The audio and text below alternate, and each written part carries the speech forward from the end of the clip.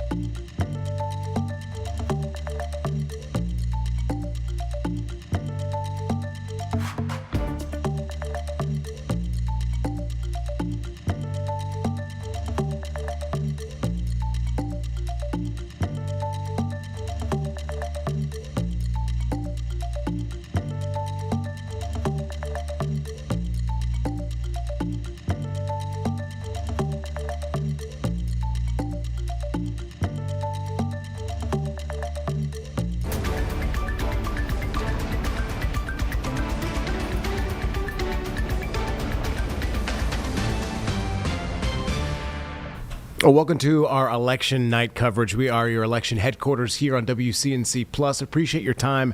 I am Colin Mayfield, joined with a number of our WCNC colleagues tonight. We're going to start, though, with first things first. We know that polls are closing in about 26 minutes, except for Halifax County. By the way, we just got this in the last hour or so. The North Carolina State Board of Elections voted unanimously today to extend voting by 1 hour at Halifax County's Littleton precinct. So one precinct is going to be voting until 8:30 tonight, which could extend our time period when we see these results roll in. Not by much, but could impact things a little bit tonight. So with more than 2,600 polling sites statewide, it's not unusual for minor issues to happen tonight. So please bear with us.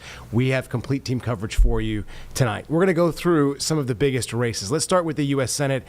There are 6 different candidates, both on the Democratic side and the Republican side. But the 2 biggest names that we have been talking about and will continue to talk about will be Roy Cooper, who is on the Democratic side, of course, the former governor from 2017 to 2025. He is the front runner for the Democratic side.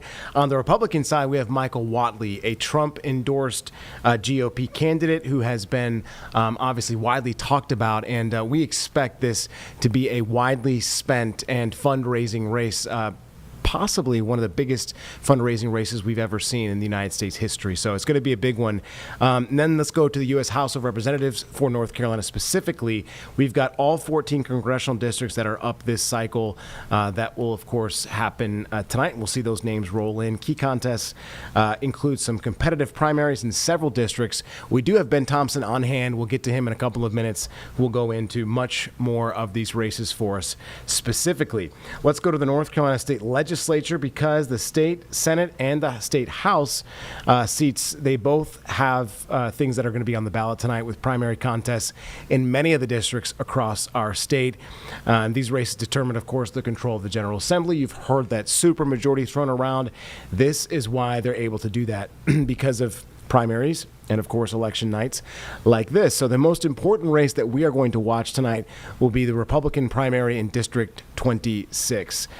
So the race for the GOP nominee is in Senate District 26 is Phil Berger, a long-time serving Republican, of course, the leader of the North Carolina Senate as well, and a very powerful voice for the GOP. On the other side, we have Sam Page, who's the Rockingham County Sheriff and a challenger to Berger, but that will be in the Republican Party as well. Another person who has been widely discussed also. So this race, it's hugely competitive and is going to be closely watched, as well as that U.S. Senate race as well. This is another race that our Ben Thompson will be going more into. One of the final things that we will be watching out for, a number of them, including a Mecklenburg County Sheriff. And in fact, Sheriff Garry McFadden sits down with us most often, pretty much every week here in WCNC Plus, talking about a lot of the issues. And of course, he is going to be up seeking a 3rd term. So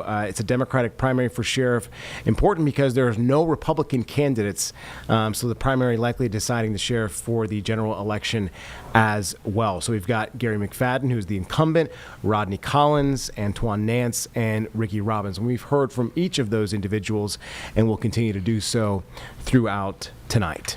Let's start off with our election night coverage. As I said, we've got team coverage, and we have Julie Kay at the Watley headquarters on Freedom Drive. And as I just said, this is one of the biggest races that we are going to see as we head into, obviously, the midterm elections here, Julie. I am expecting a lot of money to be spent and fundraised on both sides of this.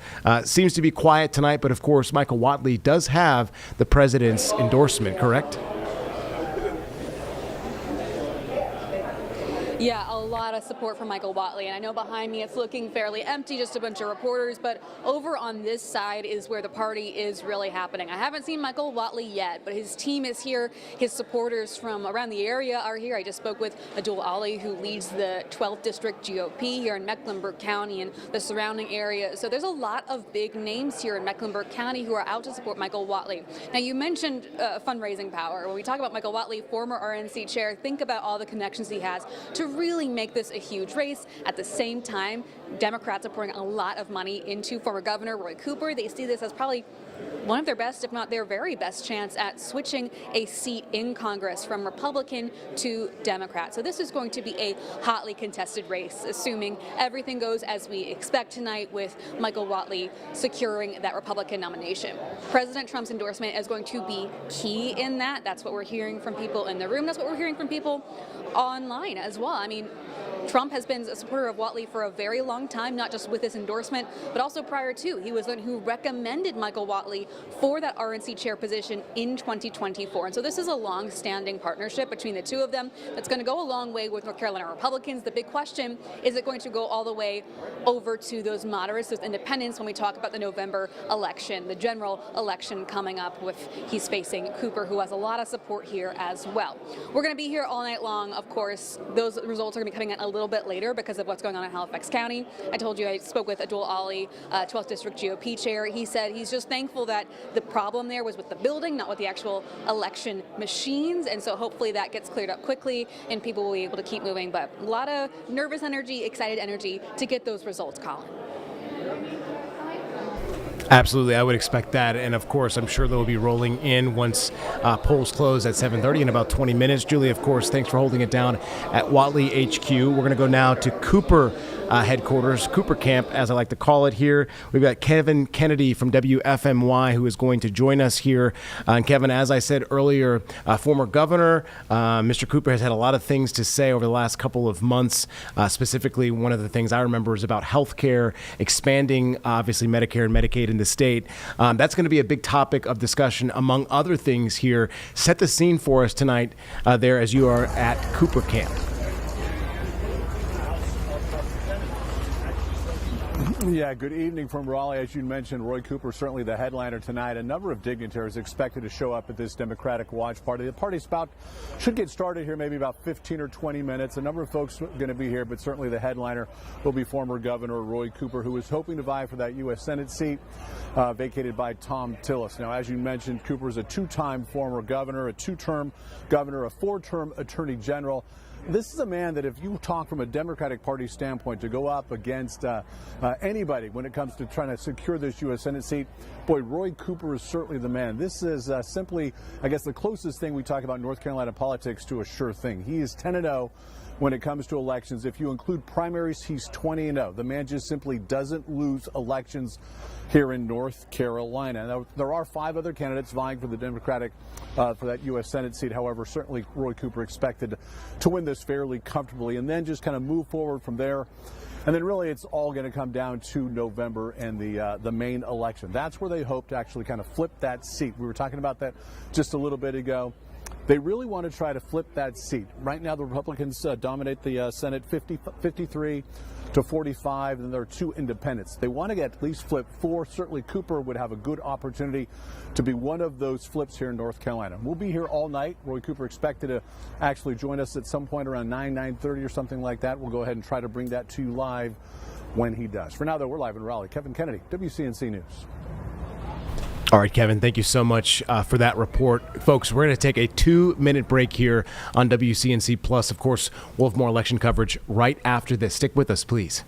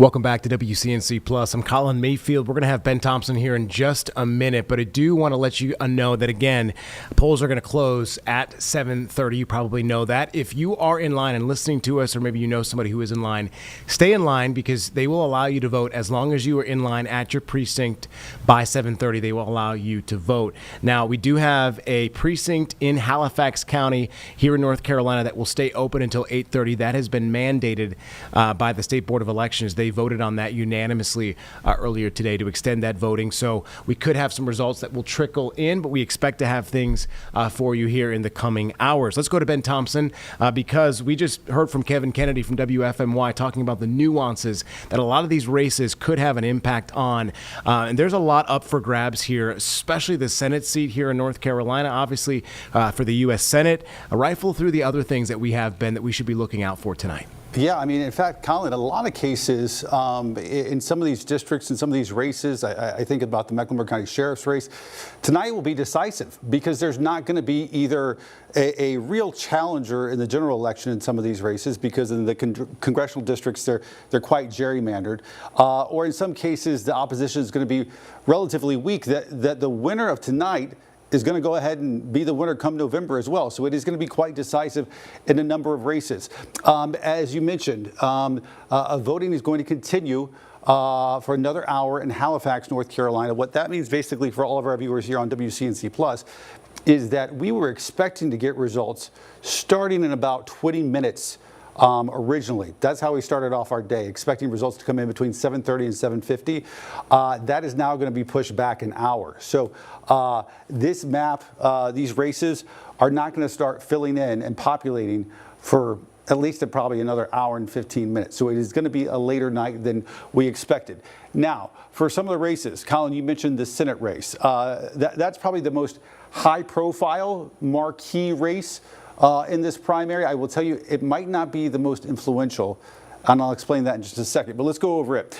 Here, Republican race, several big names in this. Donald Brown's one, Michelle Morrow is another one, and then Michael Whatley is the odds-on favorite. That's the one that President Trump has endorsed. Of course, for the Democrats, a number of people running, but Roy Cooper widely believed to run away with this thing quite easily. Let's go through some of the other races. Here locally in the Charlotte area, this is one of those gerrymandered districts. Take a look. This is most of Charlotte, most of Mecklenburg County. Alma Adams, the incumbent, expected to easily win there, although there will be some other competitors. Let's go up to the mountains, North Carolina mountains. Virginia Fox has represented places like Lenoir, Blowing Rock, Boone for years now. She'll expected to easily glide to victory there.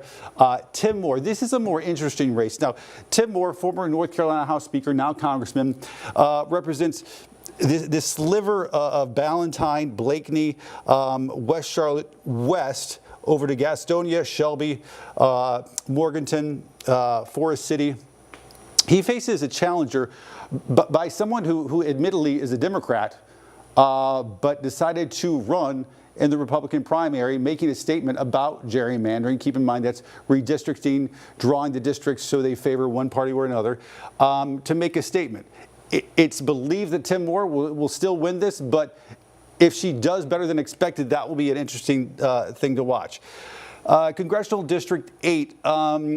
This will likely go to Mark Harris eventually because it's a very Republican district, but these are the Democratic challengers. This is that stretches the 74 corridor. Basically, when you go to the beach during the summer and you drive out 74, you go through Wadesboro, Rockingham.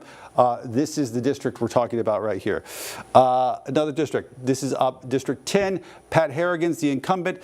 He'll likely easily win through. Now, actually, let me go through this. Let me do the rest of the congressional districts real quick. 11, Chuck Edwards out west. This is perhaps one of the more sort of evenly split congressional districts in the state of North Carolina, but he's still widely believed to be the odds-on favorite. All right, let's get to some of the state legislative races. These are folks who are running to represent us in Raleigh. There are two big races here that we're following. Carla Cunningham, Democrat, representing Huntersville in our viewing area, has made a couple of controversial statements. Controversial speech last year up in Raleigh on the House floor. Did not get the governor's endorsement, did not get a number of people's endorsement. A lot of people throwing their support behind Rodney Sadler. It will be interesting to see if that ends up having a big impact. And then the last one, I saved the best for last. I would argue this is probably the most influential race out of all of them. It's a state Senate race up north of Greensboro. And you say, why do we here in Charlotte care at all about a state Senate race up in Greensboro? You probably don't even know your own state senator, and that's perfectly normal. The reason why: Phil Berger is the incumbent. Phil Berger is really, without question, the most powerful man in North Carolina. It's not the governor, it's Phil Berger. He is the Senate president, the Senate leader. Everything that happens at the State General Assembly goes through him. He has a challenger who's proven to be quite popular. He's a former sheriff there in Rockingham County, not town, and has the backing of a lot of people. If he wins, keep in mind he's just as conservative as Phil Berger. If he wins, though, it upends the entire power structure in Raleigh. And there's a lot of people thinking he's going to end up winning. So that might be the most interesting race to watch. Even though it's not specifically local, it does have statewide ramifications because the incumbent is so powerful and so well known. So that's a brief look at the races we'll be looking at over the next few hours here on the map. Again, they'll start populating in the next hour, 15 minutes. Colin.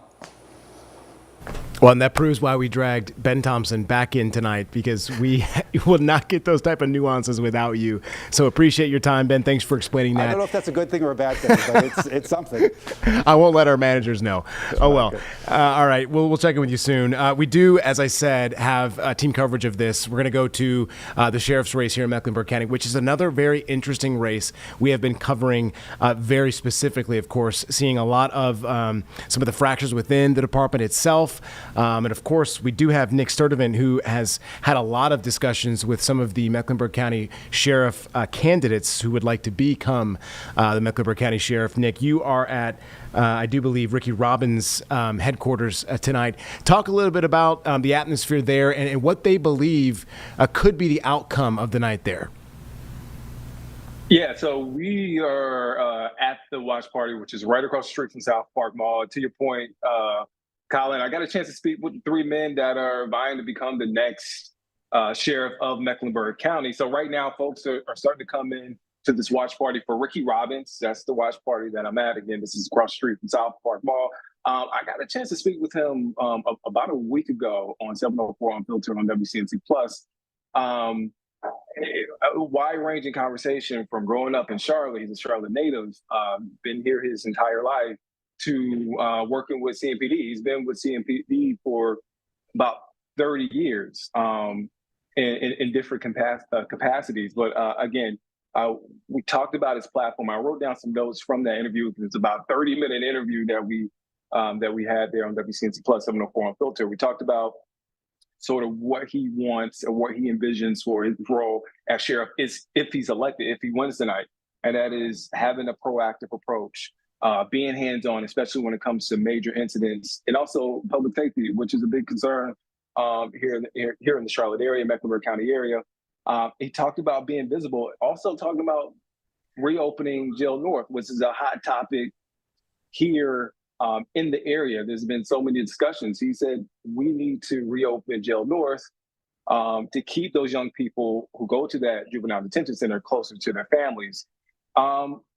We also talked about, again, wide-ranging interview. We talked about the relationship with federal authorities, state lawmakers, and across the board, he said communication is key. He said, let's have these conversations at a table up front before they spill out to the public.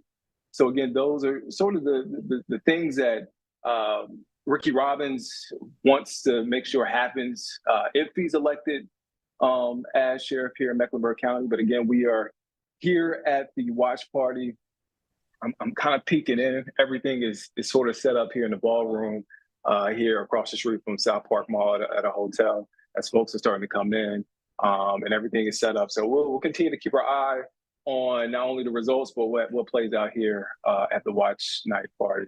Colin? All right, Nick, thank you so much. Yeah, we'll check back with you very soon.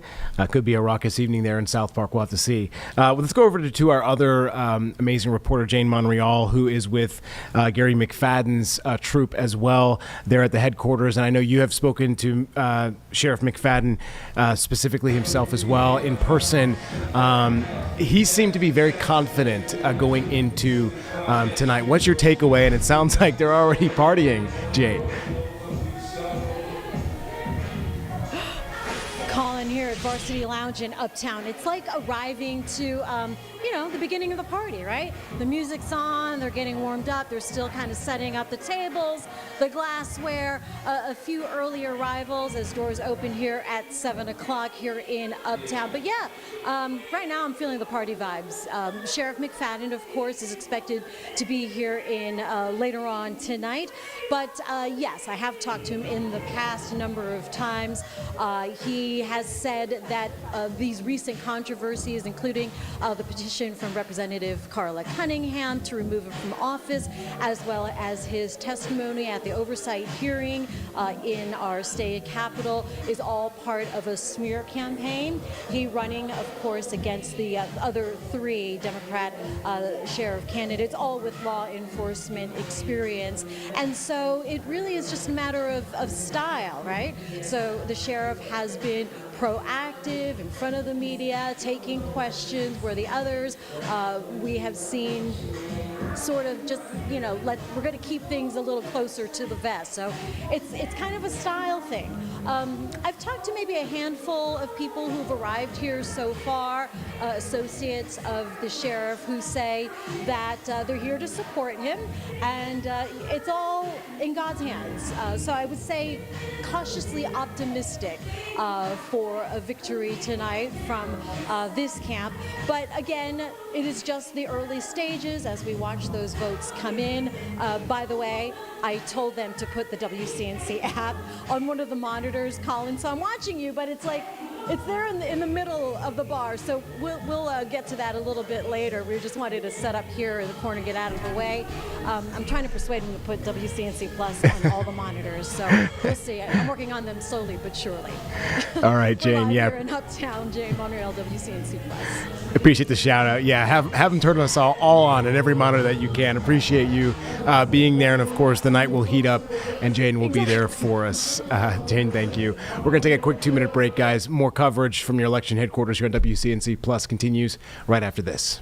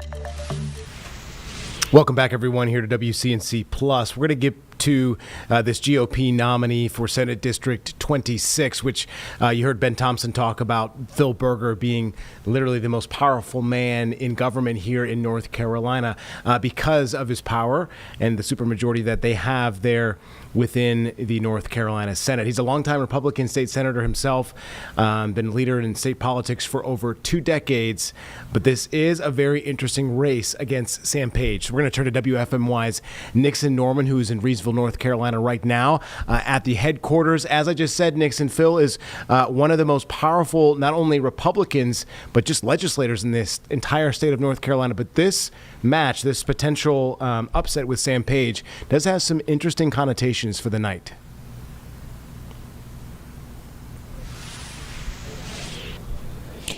Oh, it sure does, and he's likely most powerful because he's just been doing it for so long. He's been a part of the Senate since 2011, and he has been a Senate leader just that long as well. Again, just proving that he has had quite the hold on the state when it comes to legislation and things beyond. Yes, we're here in Reedsville where things are just starting to pick up. Doors are set to open at around 8 p.m. A few people have already kind of gone in and settled around. There's some food. There's some drink, you know, of course, the things you would see at a party or at any of these political parties. But I want to kind of just paint a further picture as to who Phil Berger is to this state and who he is to the Senate. Some of the things that I've been looking up online, some of the things, whether you love or hate him, that he's done during his time in office. He has lowered state income taxes at one point.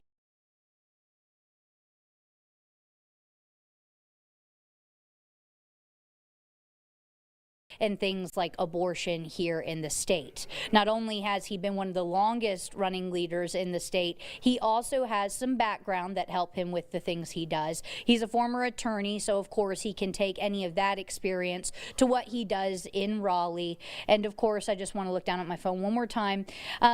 He's not maybe known for his fiery speeches, but of course he is backed and endorsed by Trump, so he has that going for him, as well as just, again, that Berger name that so many people have known. And then something interesting I just want to bring up, you know, because he has been so long-standing and has been a part of politics in North Carolina for so long, he has been in the room, he has been in the mix of so many political debates and questions and just topics over the past 15 years. He's been a part of all of that. So he is just one of those people who has been involved, and he has quite the name. And of course, this is going to be quite the race to watch between him and Sheriff Sam Page, who also has such a big name in the area. But we will be here in Reedsville throughout the night, and we will continue to bring you results, of course, with things happening here in the Triad and happening there in Charlotte. Live in Reedsville, I'm Nixon Norman, WFMY News 2. You said the man's name, and Sam Page is speaking right now to reporters. Let's go to this live and listen in. Kind of, be, more effective than he was for the last quarter century. Well, obviously, he's had 25 years and spent a lot of his time moving up in leadership within Raleigh. I've spent my time working with the citizens in our county and our district. I think that's the biggest thing, is to gain the trust and support of the district that you work in, because that's your bosses. We've got to work as a team and with the Senate, but at the end of the day, I work for the citizens in Guilford and Rockingham County in that district, and I'm going to do my part to make sure I represent well and represent and listen. Thank you, Sheriff Page. God bless you, man. Thank you. Appreciate it. Thank you, Sheriff. Thank you. All right, we got to go now. YOLO. All right, bear with us here for a second, guys. We do have WFMY's Amber Lake, who is there at the Sam Page headquarters. Seems like they're in some sort of a gym or some type of recreational facility. We'll get to her in just a second. But again, the Senate District 26 race is going to be very interesting between Phil Berger and Sam Page. And this is one of the most competitive and closely watched races, not just in North Carolina, but really the entire United States. This could have implications on what the midterms may look like come November. So state Senate primaries, they usually are low profile, but this one is not going to be, especially with the internal GOP power dynamics that have kind of played out because of the way that Phil Berger has gone about handling some of the power that he has within the chamber and being the leader. Now, the winner of this GOP primary, it's in a heavily Republican district, by the way, widely expected to win the general election. You heard Ben talk about how decisive tonight's races will be as we foreshadow towards November and the midterms. A lot of these races could be called by then. So let's go to another phenomenal reporter from WFMY, Amber Lake, who is set up now. Just heard from Sam Page. Your colleague, Nixon Norman, was talking about how popular Sheriff Page actually is. And this is going to be quite the battle tonight to see who comes out on top here.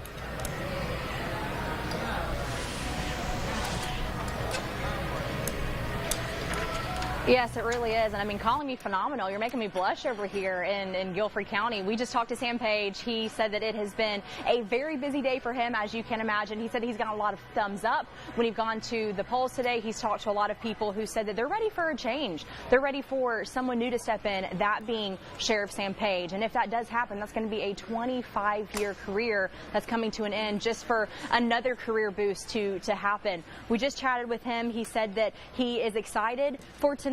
He is ready for those results to start rolling in. We have a lot of people that are over here right now. You can see we have quite a few supporters that are just sitting, waiting for those election results to come in. Sheriff Page is taking time right now to talk to all of the media outlets that are out here. He says that nearly 3 decades in law enforcement prepared him to step into the state Senate with a focus on public safety, fiscal responsibility, and immigration enforcement.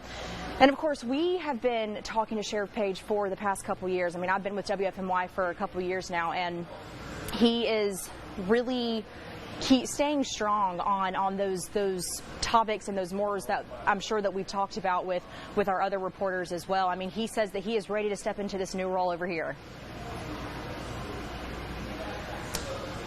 All right, Amber, going to be quite the night and a very interesting race to watch. We'll see, obviously, who wins and what this could have an impact on the North Carolina Senate as well. Amber Lake reporting for us from Guilford County. We're going to take a quick 2-minute break, of course, continuing our team coverage here on WCNC Plus. Right here is your election night coverage. We'll see you in about 2 minutes.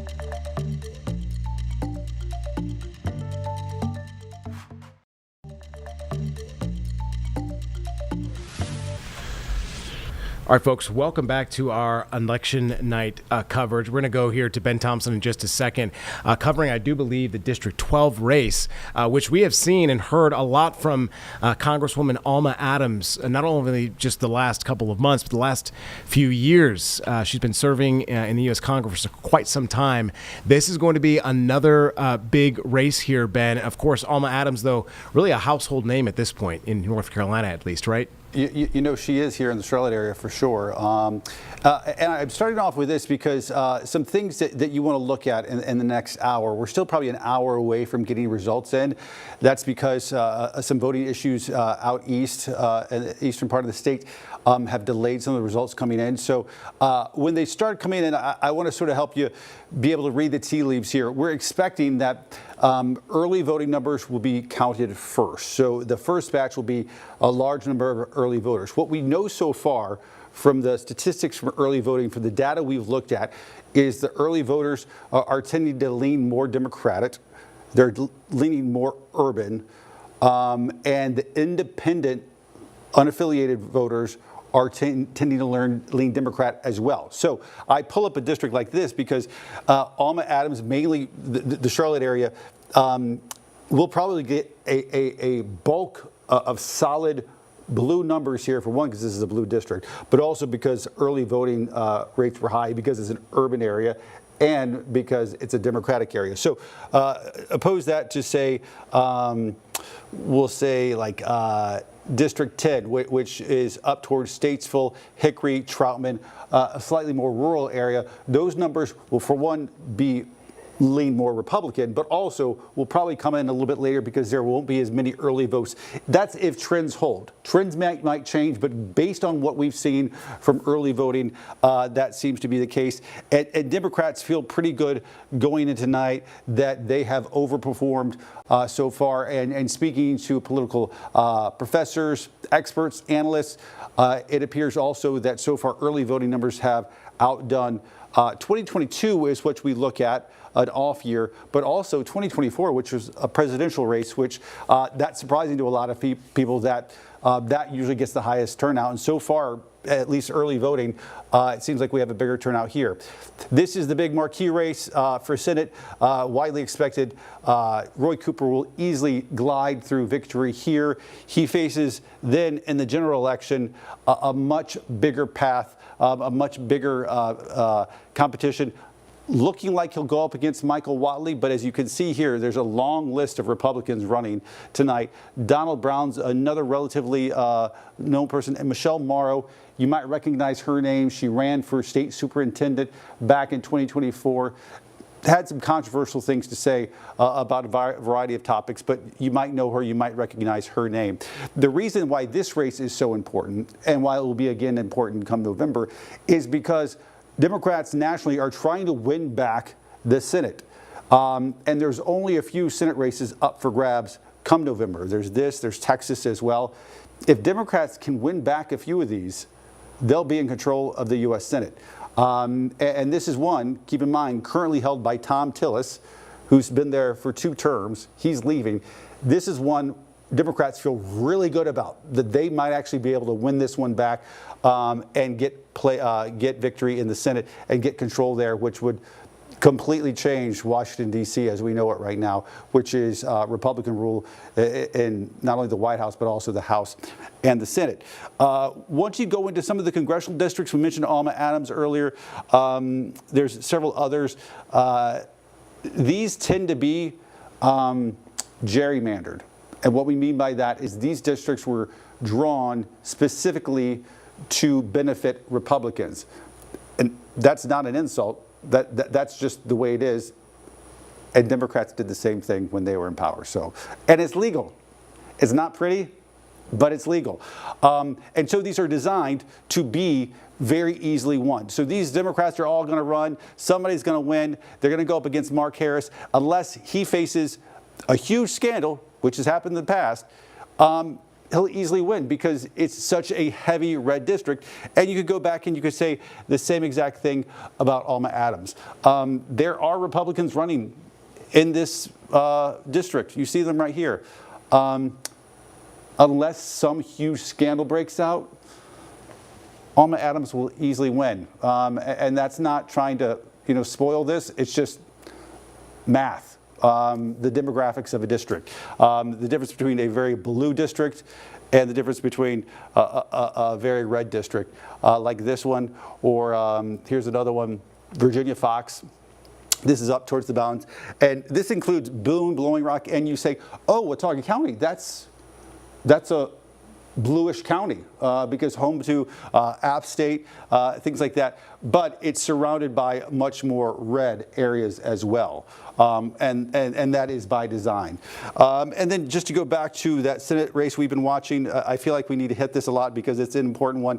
And it, for our viewers, probably seems random. And that's this state Senate race. Phil Berger, the Senate president in Raleigh, been there for decades, versus Sam Page, who's the sheriff there in Rockingham County, not Rockingham we're used to in our viewing area. This is a county up north of Greensboro. Going head to head, Phil Berger managed to get the president's endorsement a couple of months ago. Some didn't think he was going to get it, but a lot of people don't think that's still going to be enough. Politically speaking, keep in mind, whoever wins this, it is still going to be a hardcore conservative Republican going to Raleigh. That's not going to change. Republicans will still be in control in Raleigh. That's not going to change. What will change is the power dynamic behind the scenes in Raleigh, because if it's Sam Page, Phil Berger has an entire infrastructure in Raleigh. When I say he's the most powerful man, he is substantially more powerful than the governor. North Carolina, interestingly enough, has one of the weaker governors, if not the weakest governor in the entire country. And that's not a knock on Josh Stein. That's a testament to how our government is formed here in the state of North Carolina. You've got very powerful governors that are given a tremendous amount of powers. Our governor position is not, and even recently, in recent years, they took more power away from him. So it gives somebody like Phil Berger, really, who's elected by this small district up along the Virginia state line, gives him huge power across the state, even though he's not elected statewide. So that gives you a sense of some of the narratives, some of the storylines, some of the dynamics at play. Some of these races will be decided tonight, and these people aren't going to face anybody again come November. Their big win is tonight. Others, like this Senate race, that's going to be likely Roy Cooper and Michael Whatley. It's going to get nasty, and it's going to get expensive, and by November, you will be sick of all the TV ads you see with Roy Cooper and Michael Whatley. You'll be like, Ben, I don't want to hear their names anymore. Station bosses will be elated because we'll be making lots of money off of it.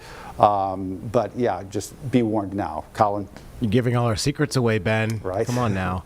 I know. It is going to be interesting. And it's funny you bring that up because I just saw the first round of political ads at the gym the other day, and I think I rolled my eyes along with 10 other people on the elliptical at the time. So I don't think folks are looking forward to that at all. You're just enjoying your time on the elliptical at the gym, right. and you feel completely assaulted by these political ads. And good for you and good for most people.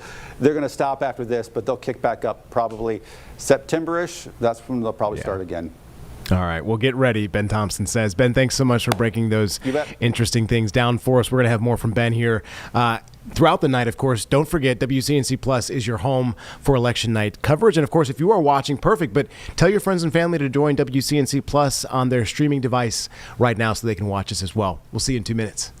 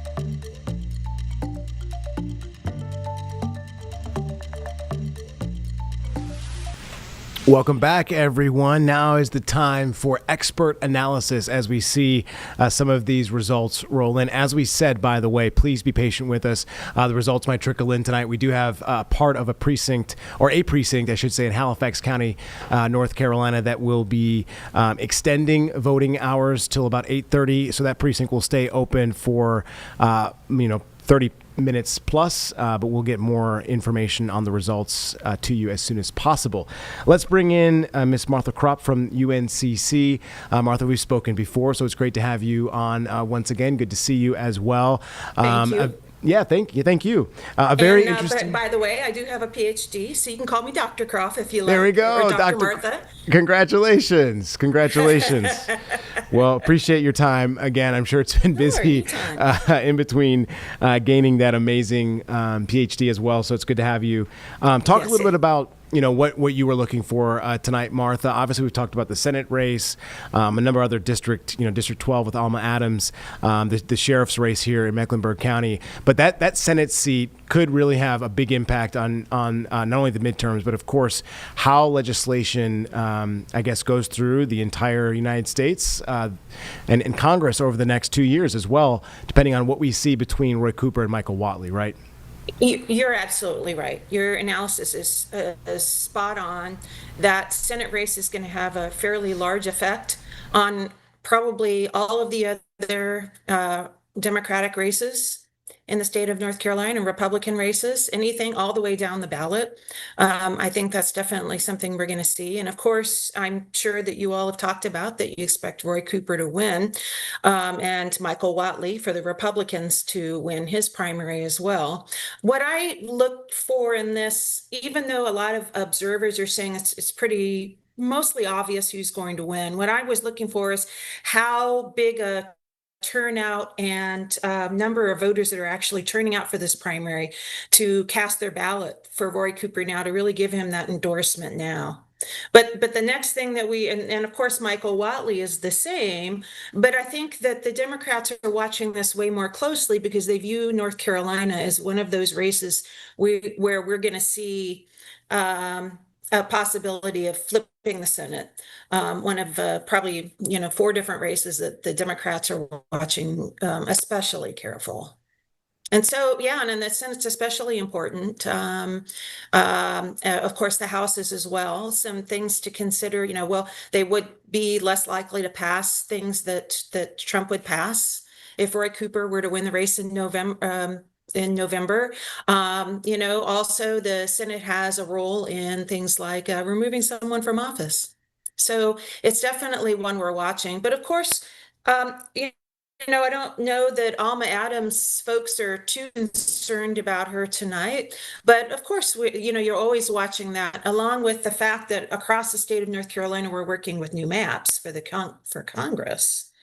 Also, I will point out that even races like Reverend Sadler and Carla Cunningham is one that many are watching. Sadler really painted his legislative district. He was out a lot, and so was Carla Cunningham.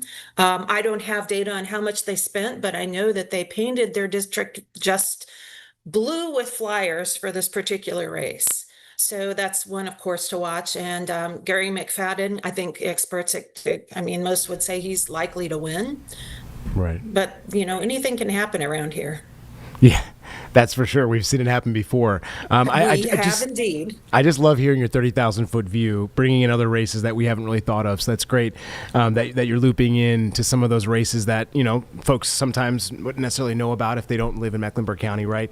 I think it's interesting. Sure. You talked about, fundraising and the amount that's going to be spent. And we had talked a little bit about the political ads that we are going to see over the coming months. I know folks are not looking forward to that. But what does the increased spending, specifically in the Senate race, mean as we go towards the midterm elections? I mean, more money, billions could be poured into this. And you kind of pointed out yourself, the stakes are high here, right? Mm-hmm. Definitely. As you point out. Sure, I heard one report, something I read on Politico and some other places, they're thinking maybe between $600 and $800,000 or $1 million spent in the state, which would totally break the record that was set in 2022 for the Georgia Senate race, which included the runoff. So yes, there's going to be a lot of spending, and they are both working the phones and having their supporters work the phones for this race. It's going to be very expensive. We're going to see a lot of advertisements. It's going to be a lot of money. Yeah. Yeah. Dr. Kropf, I got to ask you, because it's been interesting to see, right, how some individuals, specifically based off the recent events, have tried to distance themselves from the president. And obviously, it seems as Mr. Watley is not doing so, right? It seems like that endorsement from the president has really helped him shoot him above, Margot Dupree and Richard Dancy and Donald Brown, even as the leading candidate on the Republican and side. Michelle Morrow too, right? Yeah, that too. Some of them are Michelle Morrow's well known, right? In the state. Right. Yeah, that's a great question, because I think, with some of the things that are happening right now, obviously Iran, but it's unclear to me how long that will last. I mean, we don't know what's going to happen, what the results of that military excursion are going to be. But if it ends as quickly as Venezuela did, then it could be one of those foreign affairs questions that we just sort of lose track of and isn't important later. Obviously, ICE has caused some controversy, and there are some that are pretty upset about how ICE has influenced businesses opening and closing, and the everyday lives of some people, and the handling of the protests. There are some questions hanging over that, but Trump did really well here in 2024, and there were a lot of people who turned out here despite the hurricane to vote for Donald Trump, and I think that there's going to be some loyalty to Trump, and so that may work in Watley's favor. I have been wrong before where Trump is concerned, that's for sure, right? But it is, I think Watley at the moment is probably smart to stick with Trump, because Trump did so well since some difficult times. Yeah, I think it'll be a fascinating couple of months, specifically. A few months, yeah. Specifically, as we head into the midterms too. We're more than 6 months out, so we're right. about 5 months out, right? Right. Whew. Right. I know it's going to be busy. And it really is, and it already has been quite busy. Right. 14 congressional districts are up this cycle too. There's a lot of competitiveness in these races. These have obviously, the House implications, and some of these districts, it seems like the incumbents are going to be obviously there, but there are some challengers in some of the districts. And I'm not necessarily have anything in front of me specifically, but was there one that maybe you were looking out for specifically throughout North Carolina that folks maybe want to keep their eye on? I would think that most of those are, fairly secure, but I'm curious to know what's going to happen in some of the redistricted locations, sort of in Congressional District 2 in that area. I think it'll be sort of interesting to watch. That was one that was talked about as being an issue moving forward. But for the most part, what I think happened in North Carolina is they made those more seats safe for Republicans and possible for Republicans to win over Democrats. So we could be looking at a lot of Republicans winning congressional races in North Carolina, which is why other states, because of this midterm redistricting, it's why other states such as California redistricted and Maryland redistricted. And of course, there's the whole, state of Texas also did the redistricting. So definitely all of those races are ones to watch for. And of course, I think everybody's watching just in the state Senate. Phil Berger's race against the Rockingham County Sheriff has gained national news. And so I think more than just us are watching, we North Carolinians are watching for that one. Absolutely. Well, Dr. Kropf, I appreciate your time. Last thing, anything else that you wanted to point out, let us know some information on before I let you go? Well, I just want to remind everybody to not expect those results to come right out because we have, until 8:30 because apparently the election board had held that emergency meeting this afternoon because of a one precinct in Halifax County open late. So they kept it also open, that district then open late in the evening in order to allow people to have the chance to vote. So that means the whole state is held up in terms of the results we're going to see.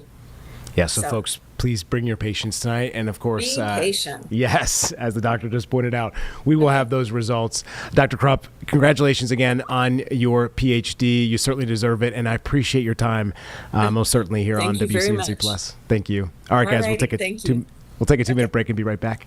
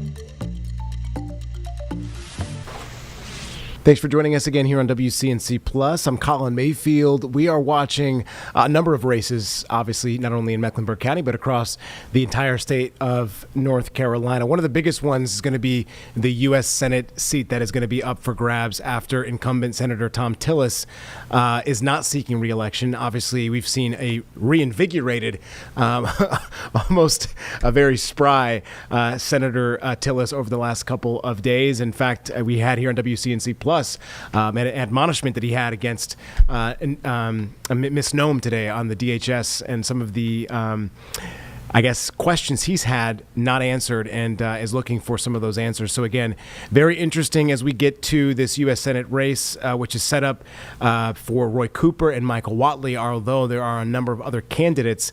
We did check in with our reporter who is at Cooper's headquarters. We're not going to go to them right now. We are instead going to go to Julie Kay, who is at Michael Whatley's headquarters, which I do believe happened to be not in Raleigh, North Carolina.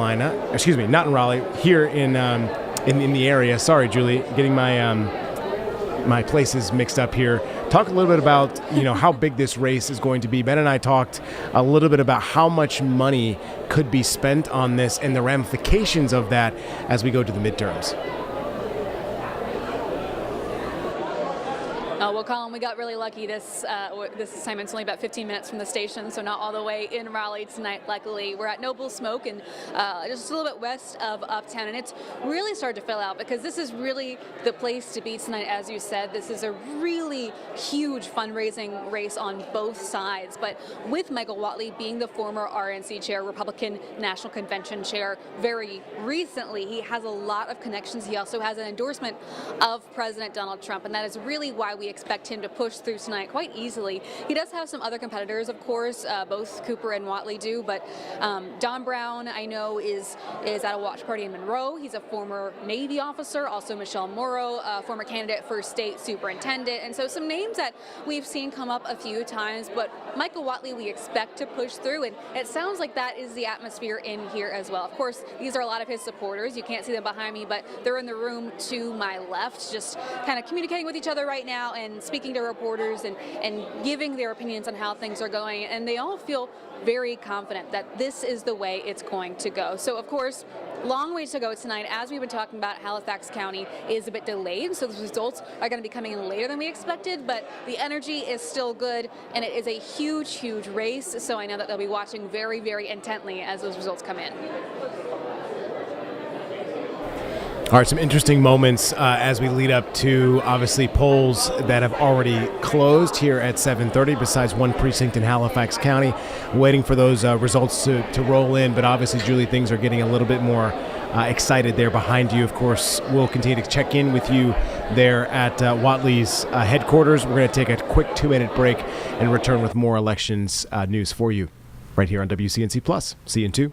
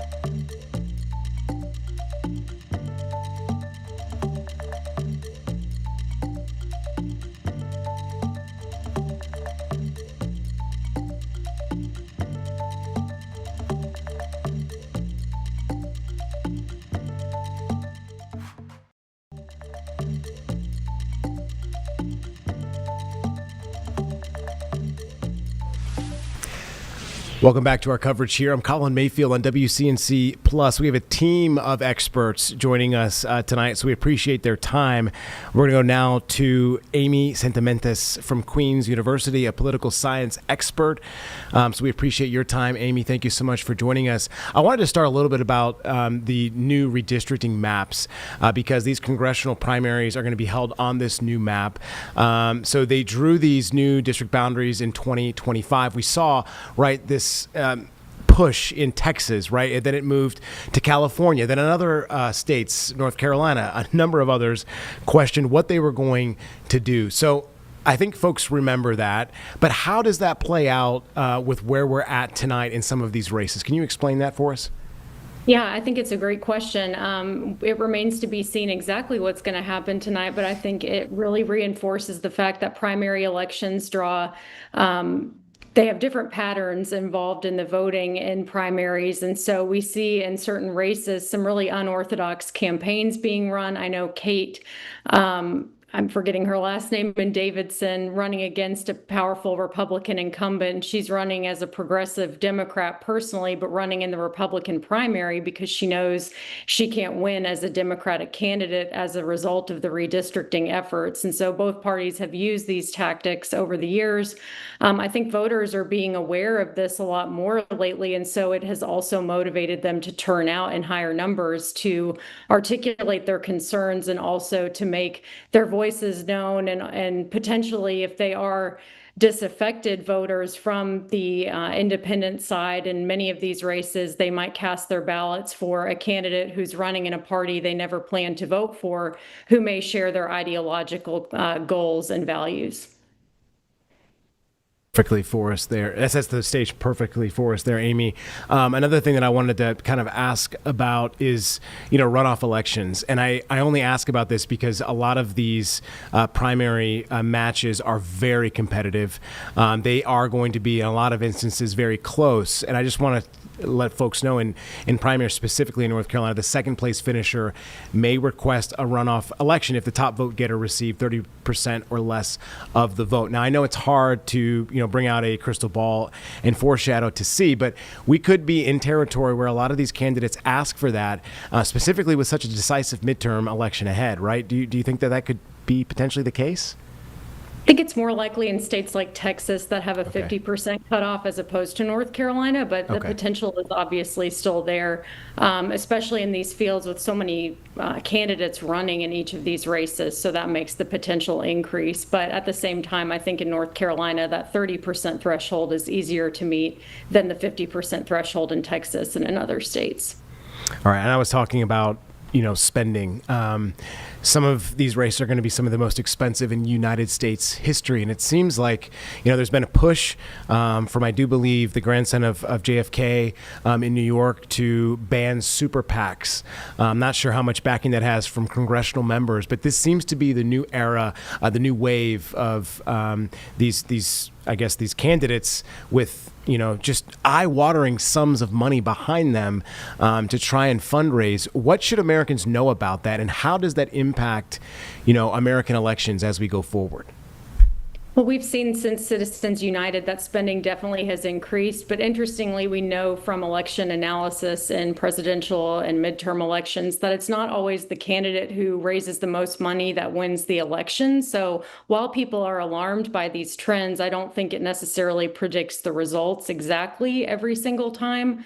The other benefit potentially of these efforts to fundraise is it drives people to the polls. And one trend I've observed in this particular primary election is really high voter turnout in early voting. And that's something that we don't always see in these off-year elections that aren't as popular as the presidential races. We know they don't get as much media coverage, and especially in the absence of party cues, it takes a lot more for voters to make a plan to turn out to the polls. If they know they're not choosing between Democrat versus Republican, they're choosing among Democrats or among Republicans, they have to do a lot more research. And when candidates spend these large sums of money, again, it can be really problematic in many ways. But on the other hand, voters can pay attention to campaign ads and learn a lot about these different candidates in a way that makes them feel more confident when they go to the polls, that they're making the right choice about the candidate that aligns most with their values among the crowded Republican field and the crowded Democratic field.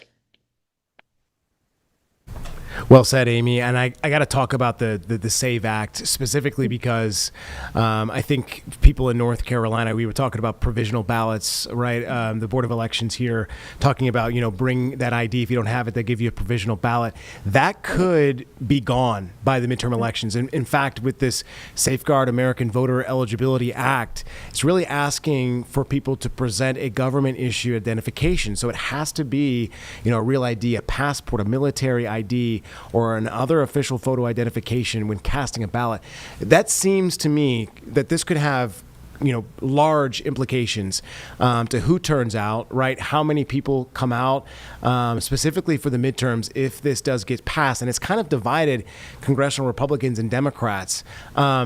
This doesn't seem to be a place where they're going to come together on this. Do you believe that if we do see the SAVE Act pass, people having to use this type of registration or government issue identification, it seems to be that this could have a real impact on people turning out to vote in the midterms, right? Absolutely. It's already a cost-benefit analysis, like I said. And, again, while the increased spending on these campaigns can do a lot of damage to democracy, it makes voters feel that their vote doesn't matter as much when corporations are spending exorbitant amounts of money. But at the same time, when voters tune in and they understand what's at stake and they know what is going on in an election more so than ever, that cuts down on those information costs.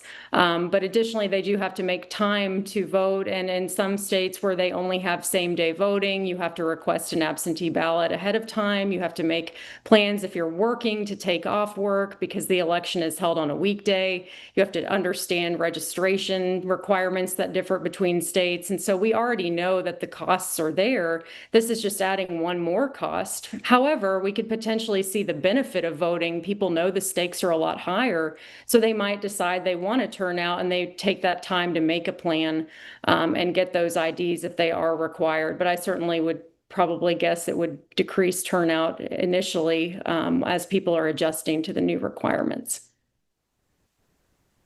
I'll just kind of say this because we don't have the other side in some sense, right? Supporters have said that this bill argues that it will strengthen election integrity, while others say, it's going to disenfranchise eligible voters who already lack access, as you've talked about, right?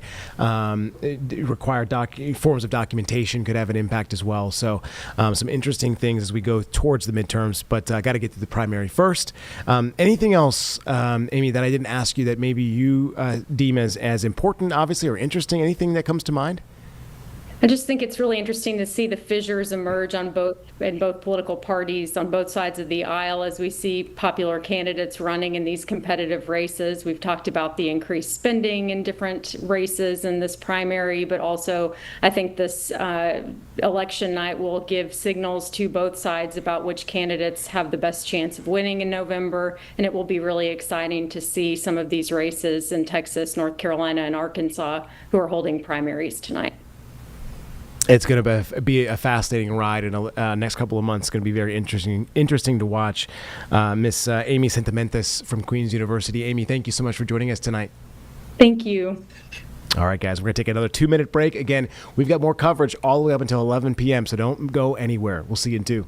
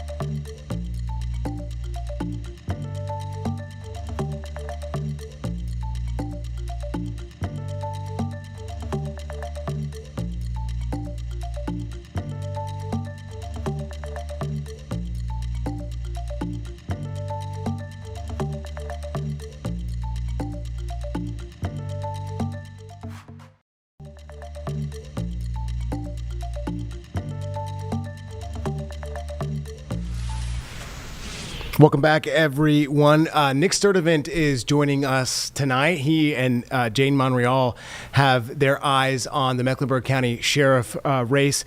Nick, you are in South Park at Mr. Robbins' headquarters, waiting, of course, for the stats to roll in, just like the rest of us. Seems like they've moved you, and it seems like people have filled the room as well.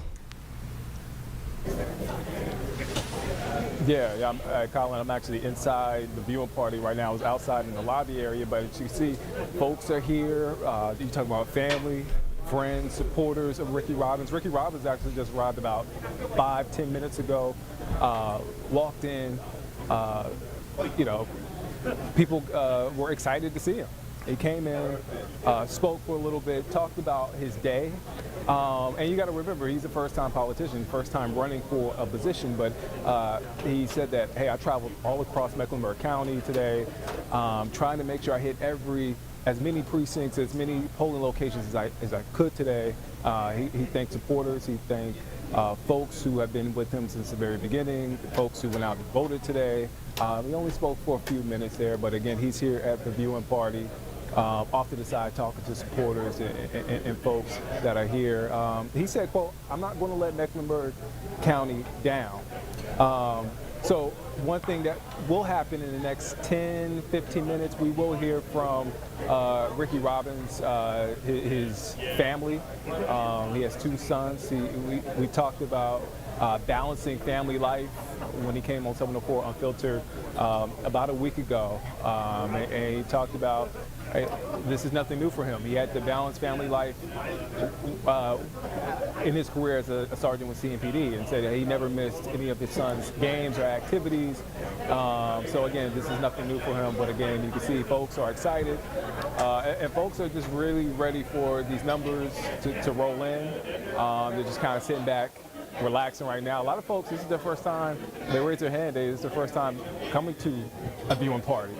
So a lot of questions being asked, and folks that I talked to off camera, a little nervous, don't know what to expect. But again, the energy seems to be pretty good right now as folks are, again, just waiting for the numbers to come in, Colin. Yeah, I can understand the rest of the anxiousness of the crowd, right? Especially against, the incumbent Sheriff McFadden, who's been seeking a third term, right? So obviously there's some anxiety there to see if Ricky Robbins will be the man to lead Mecklenburg County in terms of sheriff. Nick, thank you so much for joining us. We're going to go to your colleague Jane Monreal, who is standing by at Sheriff Garry McFadden's headquarters, and it seems like you got a supporter as well. Talk to us here, Jane.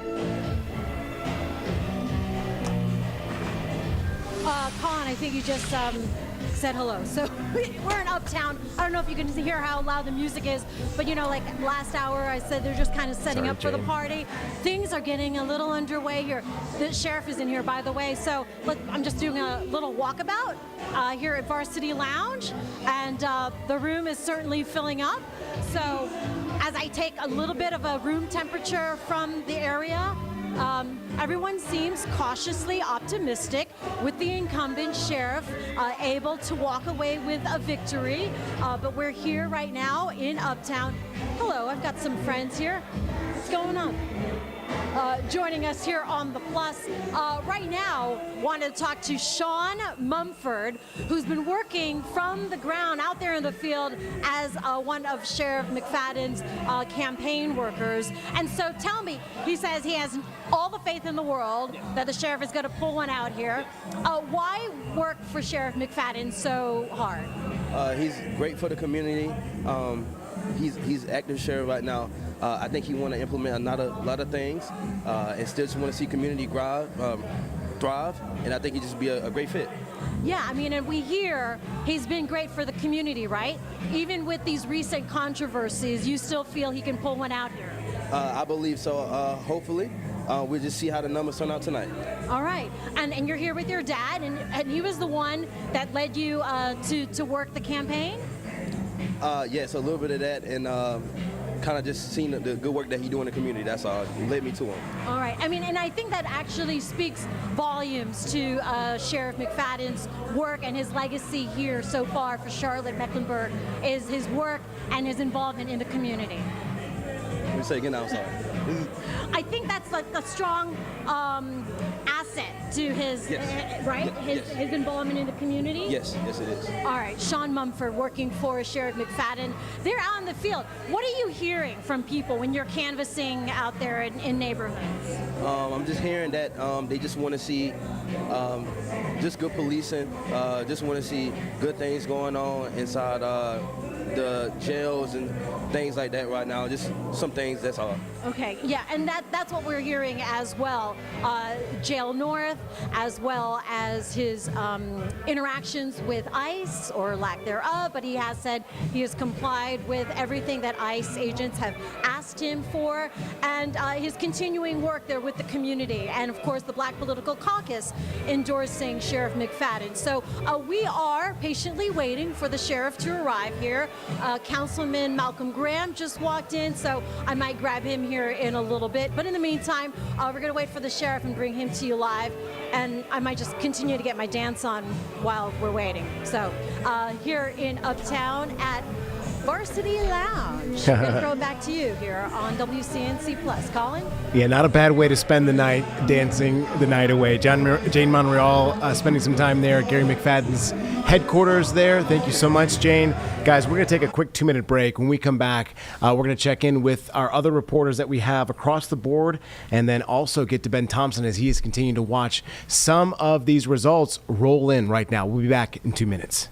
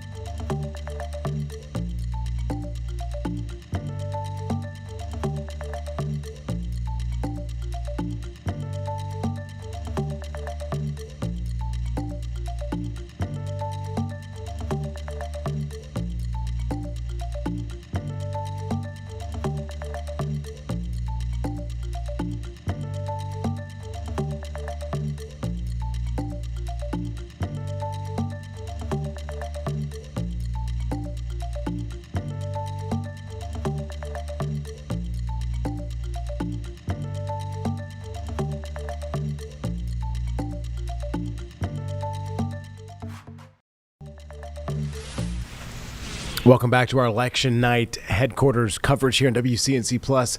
I'm going to go back to Ben Thompson.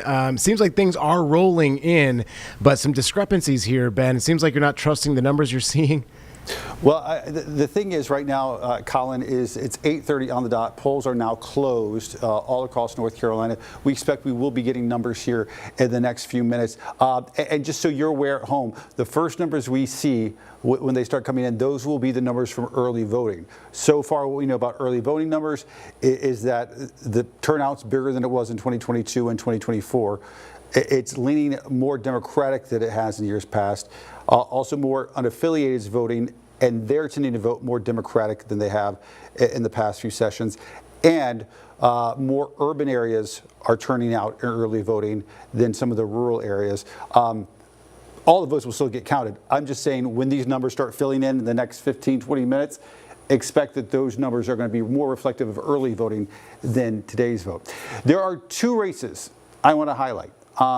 because the Senate race is going to happen and the congressional races are all very predictable because, as we've talked about, they're gerrymandered districts. So the two races I want to talk about are going to give us sort of a sense, a litmus test of where the two parties stand in America, in North Carolina, as we head into the general election. Also, 1 year into the Donald Trump presidency. And here's one of them. Carla Cunningham, State House, represents parts of Huntersville, northern Mecklenburg County. Incumbent there.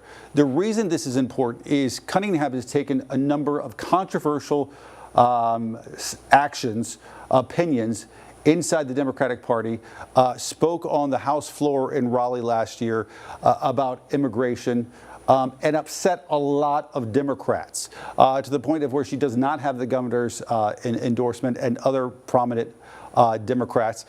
She also came out and filed that complaint against Mecklenburg County Sheriff Garry McFadden as well. So Rodney Sadler has the endorsement of some of the established Democrats. Is that going to be enough to overcome this incumbent? Or are the people in her district saying, no, we like that she's independent, we like that she speaks her mind, and we're okay with that? This is going to sort of tell us where the Democratic Party is here in the Charlotte area and in North Carolina. The other big race, we've talked about it, and it's hard to sort of quantify just how big a deal this is. If you're joining us, you're saying, Ben Thompson, why are you showing me a map up north of Greensboro? This is not our viewing area, and you're correct. But the incumbent in this race is the most powerful man in North Carolina politics, has a say over everything that happens. Take, for example, the transit tax we all voted on a year ago. That was approved because of this man allowed it to happen. So everything that happens in the state politically, he has allowed to happen. He has that much power. He is facing a huge challenge by the sheriff there in Rockingham County, Sam Page. A lot of people think Sam Page might just pull this one out. If it happens, you've got conservative versus conservative, each just as Republican as the other. It's not going to change the power balance there in that county or across the state or in the General Assembly. It simply means that Republicans there in Rockingham County have decided the status quo, the establishment Republican Phil Berger, is not cutting it anymore. So that's why I say these two races, both state house and state senate races, not especially high profile typically, those are going to give us an idea of what the mood is of North Carolina and of voters, and if they're going to continue this sort of anti-establishment trend we've seen in recent years. Colin. Yeah, it'll be interesting to see what North Carolinians have to say by way of their votes. Ben, that set the scene perfectly because we're going to go to Nixon Norman, who is with Phil Berger's headquarters and campaign in Reidsville, North Carolina. Nixon, talking a little bit earlier to you about how big this was and how big the threat was from Sam Page as well. You alluded to even how popular he is, not only in Guilford, but the surrounding counties as well, which could have a big impact on changing the aspect of this race.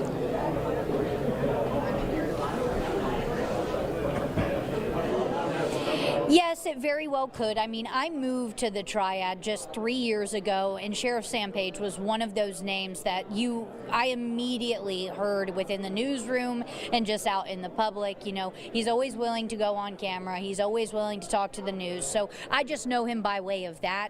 But of course, the community watches us and they hear these things. They see him a lot.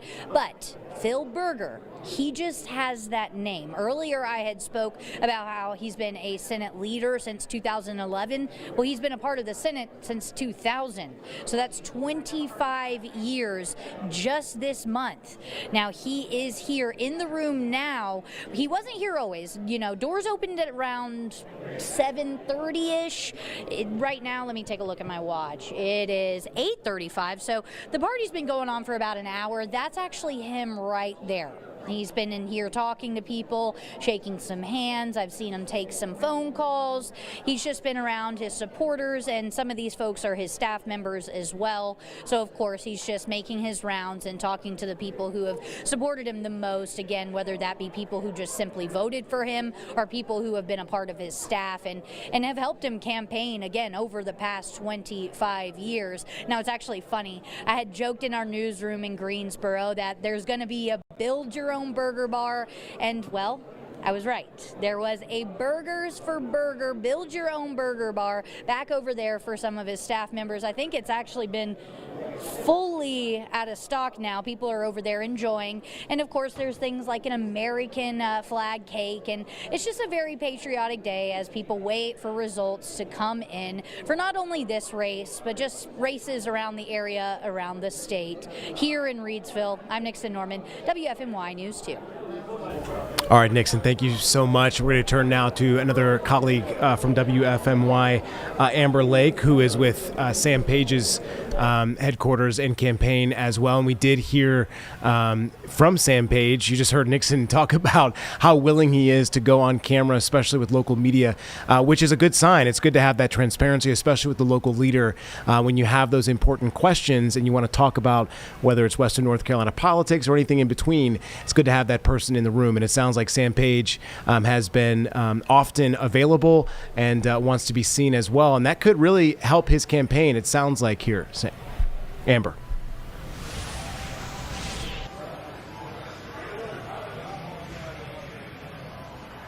Yes, and it really doesn't matter really what story that we have covered over the past few years that he isn't willing to put his face in front of a camera and chat with us about it. I mean, it could be something that, you know, a hard news story. It could be a light news story, and he's willing to get in front of that camera and talk to us about it no matter what. So we have dealt with that over the past few years. The electricity in the room today is really, it's kind of uplifting.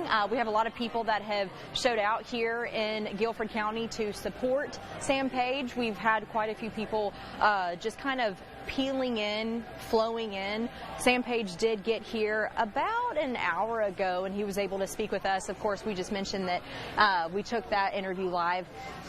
But he says that he's here for the citizens. He says that his experience in law enforcement is really going to get him far in this race. He says that he was out and about at the polls today, of course, like a lot of other candidates have been. And he said that he got a lot of thumbs up from people saying that, yes, they voted for him and they're excited for what's to come in the future. After serving as sheriff since 1998, Page is not seeking that re-election. Of course, we've talked about that multiple times. Instead, he's asking Republican voters to send him to Raleigh, challenging one of the most powerful lawmakers in our state, Phil Berger. Page says that his nearly 3 decades in law enforcement prepared him to step into the state Senate with a focus on public safety, fiscal responsibility, and immigration enforcement. He says while he supports lowering taxes, lawmakers must move carefully around that. On immigration, Page says that he stands firmly behind federal enforcement efforts. Tonight, Republican voters in Rockingham County and parts of Guilford County will decide whether Page's decades in uniform translate into a new role under the dome. If he wins, he'll move on to the November general election. If not, it closes a 25-year chapter in local law enforcement leadership. You can see he's right over here checking out the results right now. They are starting to pour in. Just about 9 minutes ago, we started seeing those results pop up on the screen. And, you know, just chatting with him earlier, he said that he is excited and he is not sweating one bit. He said that he has got this election in the bag and he is ready just to see those results rolling out on the TV. Reporting live in Guilford County, Amber Lake, WCNC Charlotte. Amber, thank you so much for that report. Of course, we're going to continue with your election night headquarters right here on WCNC Plus and more coverage from our entire team in 2 minutes. We'll see you then.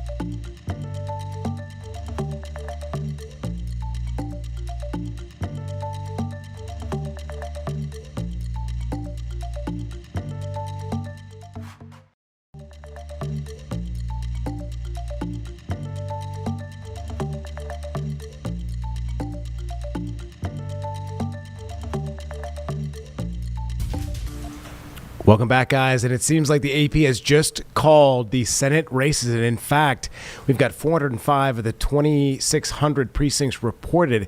And this is wild, Ben. Almost nearly 93% of the votes so far with these precincts, more than 400 reported so far. Talk about this. Yeah, AP now calling it Michael Whatley has won the Republican nomination, and Roy Cooper winning the Democratic nomination for the U.S. Senate seat here in North Carolina to replace Thom Tillis. Take a look at the numbers right now. Michael Whatley has about 64% of the vote right now.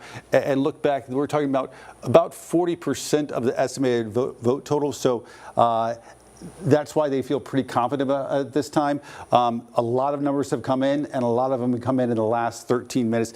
This gives you an idea, this light shaded green, just how dominant Watley is. And if you think that's strong, take a look at Roy Cooper's numbers right now.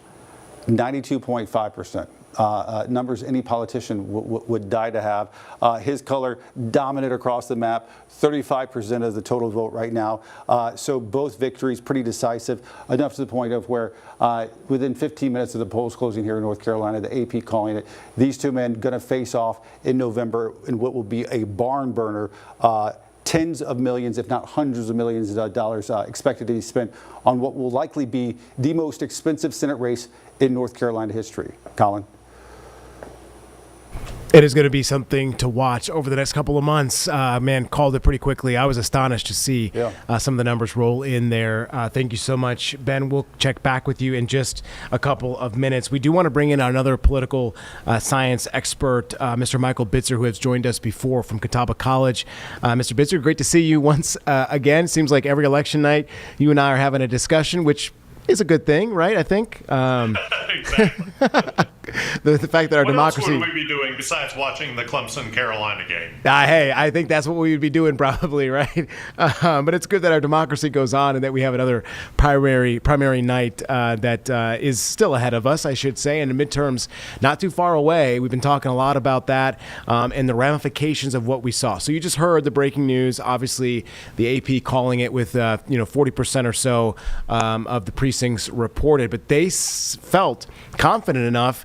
And I'm kind of astonished to see that Roy Cooper has 93% of the ballots counted so far.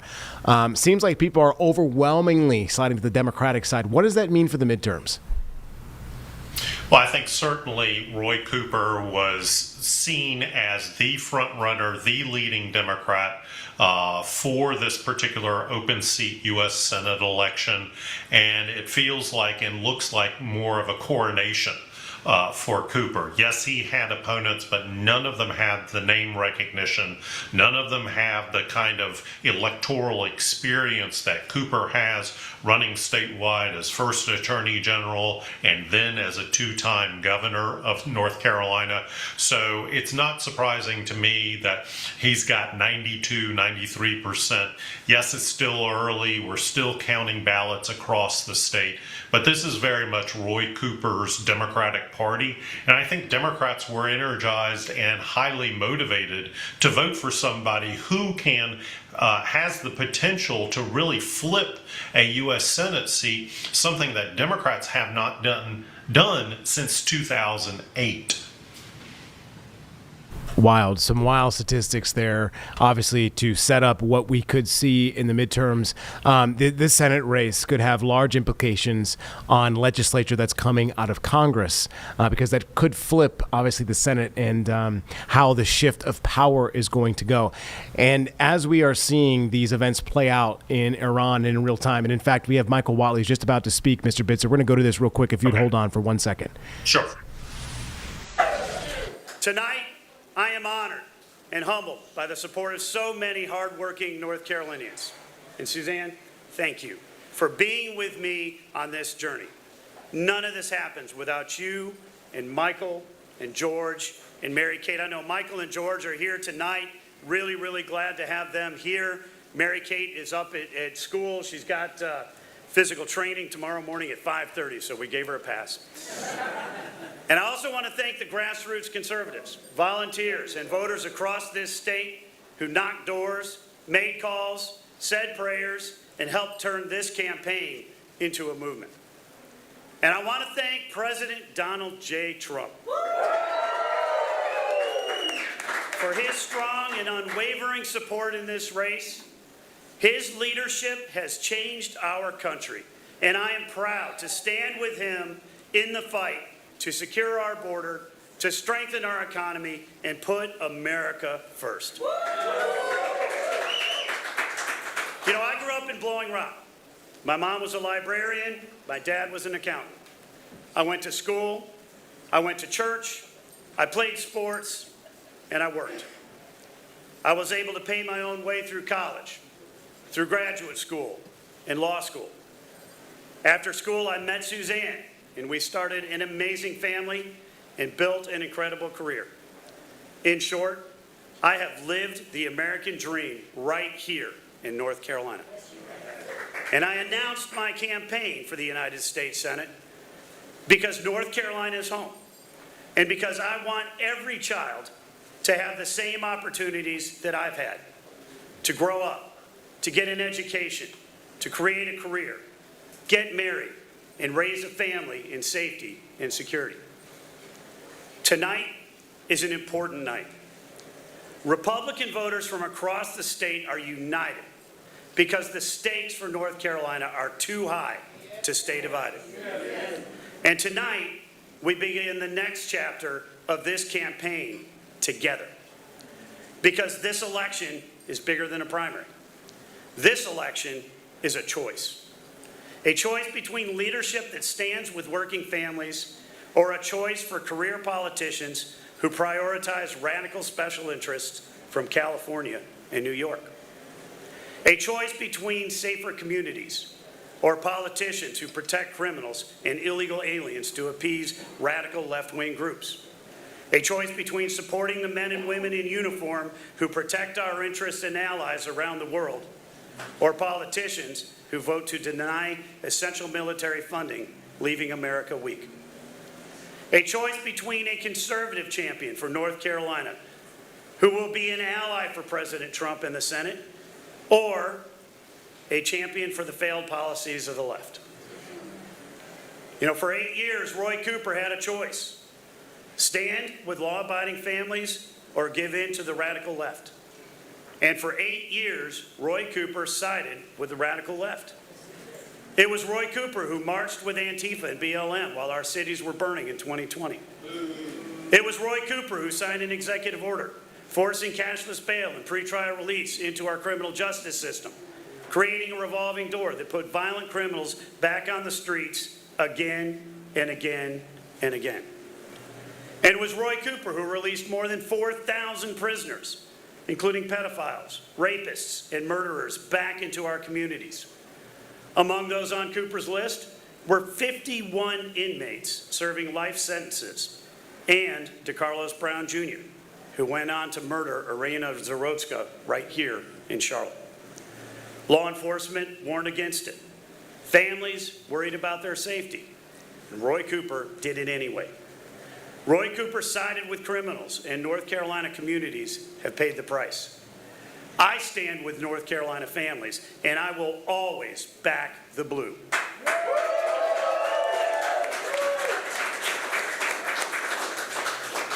North Carolina families know that a secure border means safer communities. Joe Biden opened our borders to the worst of the worst from around the world. More than 15 million illegal immigrants flooded into our country, bringing drugs, migrant crime, and sex trafficking on a scale never before seen in the history of our country. Illegal drugs and criminals don't stay at the southern border. They reach our towns and neighborhoods. And every state, including North Carolina, is now a border state.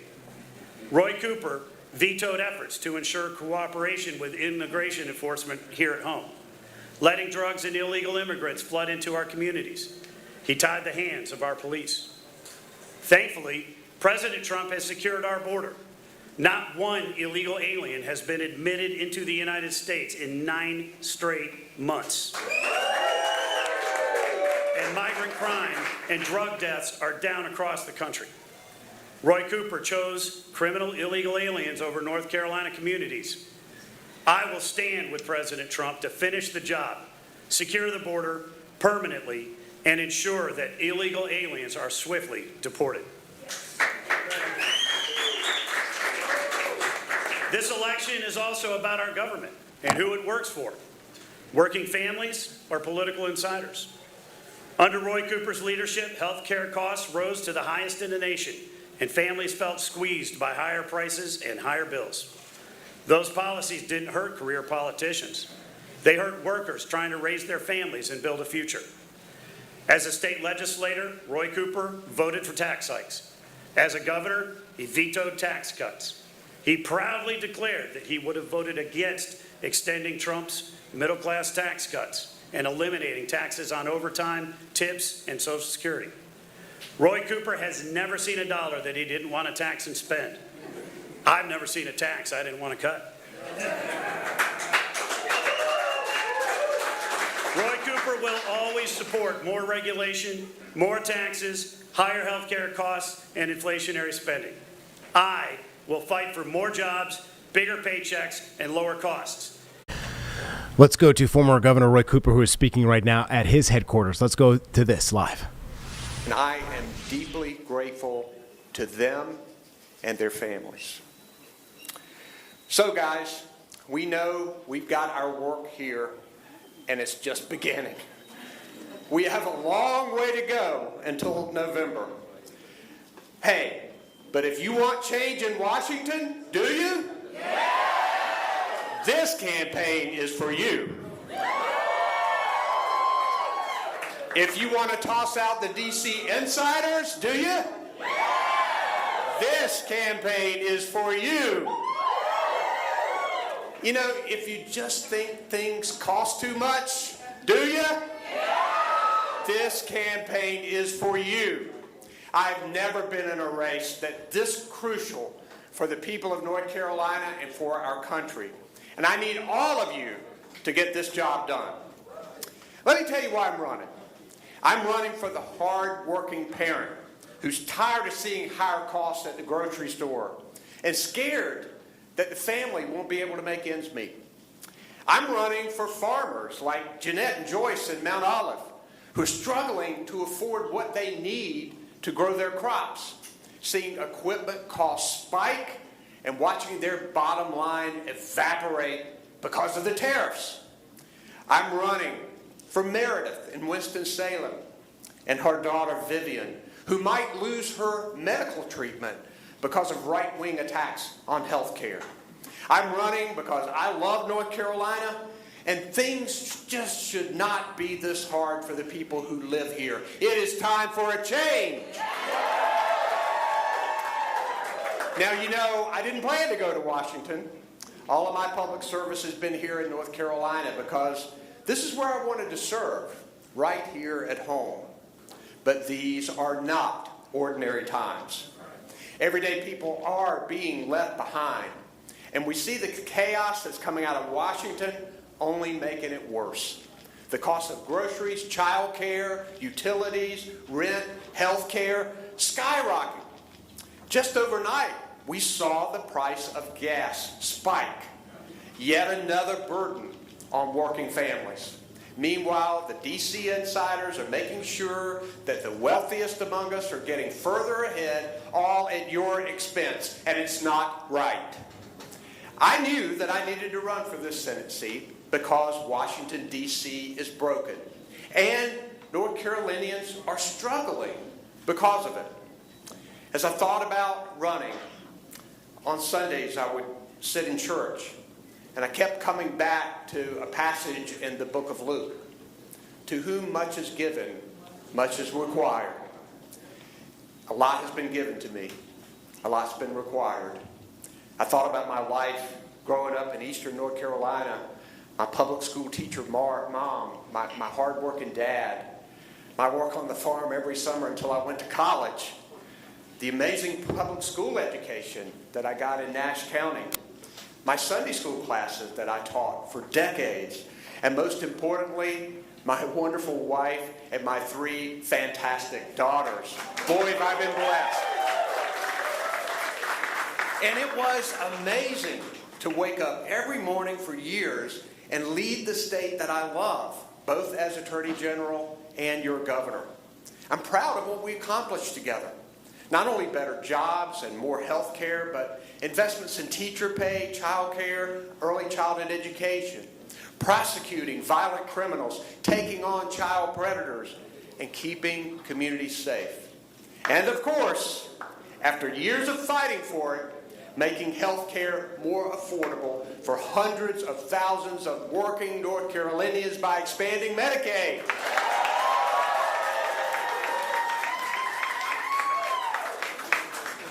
But now, a new challenge awaits.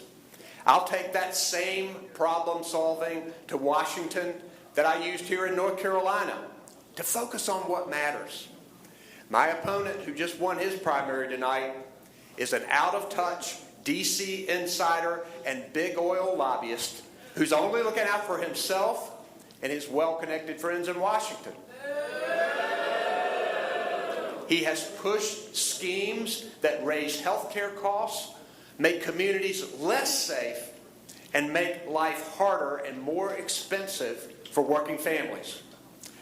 How out of touch is Michael Whatley? While your costs go up, Michael Whatley says prices are down. When your local law enforcement needs more funding to make communities safe, Michael Whatley supports DOGE cuts that take money away from them.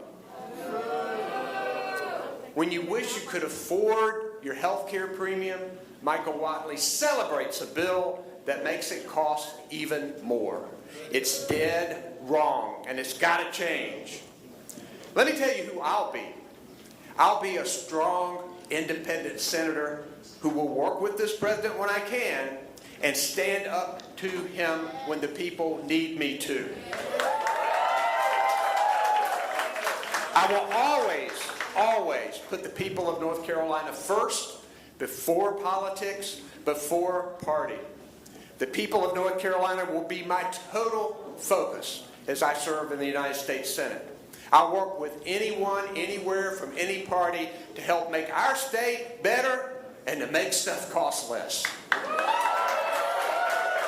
Because, really, what's the point of holding office if you aren't focused every day on how to get something done for the working people who need it? There is no doubt about it. We have a long and difficult road ahead. But even during these tough times, those of you who know me know this is true, I am filled with hope.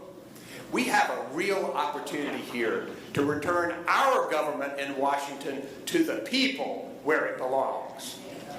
Together, with the help of everybody here and those watching at home, we will lower costs for working families and win this seat in the United States Senate.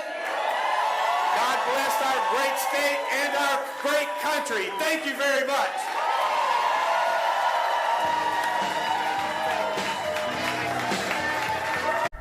All right, an excited Roy Cooper, of course, humbled by the voters that had turned out across North Carolina for him. We'll have more for you in 2 minutes, and in fact, Vanessa Rufus is going to take over for the next 2 hours. We'll see you tonight at 11.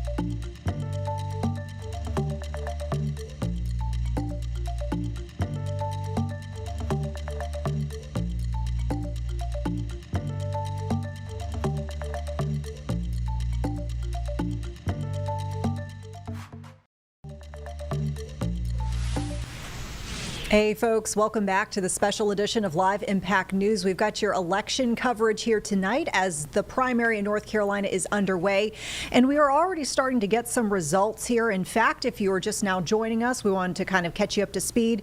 We do have the AP calling 2 races. U.S. Senate on the Democratic ticket, we've got Roy Cooper as the winner, and then on the GOP side for that very same office, we have Michael Whatley. And we heard from both of those candidates within the last half hour or so. I want to get over to our Julie Kay, who's joining us live from Noble Smoke in Charlotte, which is the watch party for Michael Whatley. As we mentioned, we just heard from Whatley. Julie, walk us through some of that speech that he gave and the reaction from the folks there at this watch party. Well, Vanessa, this is the moment really that Michael Whatley has been waiting for since Thom Tillis says he was not running again. It was very quick after that Michael Whatley said he would be running and that President Donald Trump endorsed him. So a lot went into this moment that you guys just saw a few moments ago. So this makes it official. It is Michael Whatley against former Governor Roy Cooper. This is what we expected, but this is the moment where it really all begins. We talked about how expensive this race is going to be, how many eyes are going to be on this seat. This is where that really takes effect. So Michael Whatley hit on a lot of interesting points when he was speaking just now. Number one, I would say, is immigration. He talked about securing the border, supporting President Trump in that mission, saying that he will vote, in support of President Trump's agenda. I also wanted to point out, though, for us in Charlotte, one of the most interesting things he mentioned was the murder of Iryna Zarutska. Of course, as typical in these speeches, he went after his competitor, former Governor Roy Cooper, who he is blaming for multiple inmates being released. He says including DeCarlos Brown Jr., the man who was accused of stabbing and killing Iryna Zarutska. So that not only hits at home for North Carolina, but especially here in Charlotte. That tells us that is going to be a point of contention in this race, as it has been throughout Charlotte, North Carolina politics over the last few months, that tragedy that happened on the light rail here in August. Other things he mentioned, of course, he went further into Roy Cooper's past as governor and attorney general. He also said he would aggressively push to lower costs and support manufacturers and farmers and small businesses in North Carolina. So that is the message that we are hearing from Michael Whatley tonight. Of course, supporters, as you can probably see behind me, are very, very excited, not surprised. A lot of big names here tonight, of course, so we're going to go out and speak to some people, see what they have to say, but definitely this is an early call, but this is what they were hoping for, Vanessa. Yeah, looking forward to hearing more of your reporting, and I know you mentioned you'll be bringing us some insights from folks there in the crowd, so we're looking forward to that. I definitely want to mention folks who are watching at home, since Julie did touch on this, and the fact that this has been a big storyline and kind of a messaging that we've been seeing in this race, the stabbing death of Iryna Zarutska. We should mention that there's been no evidence that the task force that the former governor played a role in, or the recommendations from this task force played a role in DeCarlos Brown's release. I feel like we should make sure that we're pretty clear on that point. Julie, thank you so much. We will see you in just a bit. We're going to take a quick break, folks. We'll be back on the other side with a bit more of a granular dive into these races that have been called thus far with our WCNC Charlotte morning anchor, Ben Thompson. So stick around. We'll see you in 2.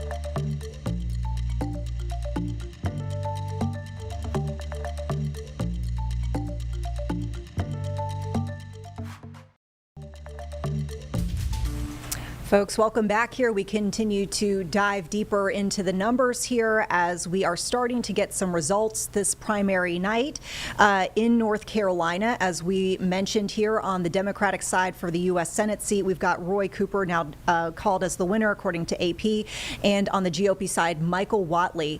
As we kind of have been learning here and discussing in further detail on this stream here, probably not unexpected. I mean, I think folks believe that this was probably going to be the outcome, but I do want to get into some of the nuances here. Our WCNC Charlotte morning anchor, Ben Thompson, is joining us right now over at the big board to talk about some of the data that you're seeing. Any big surprises as far as how the numbers are breaking down in these races? Not really, and I want to get right to it and not waste any time, because in the last 5-10 minutes, all the federal races, Vanessa, have been called.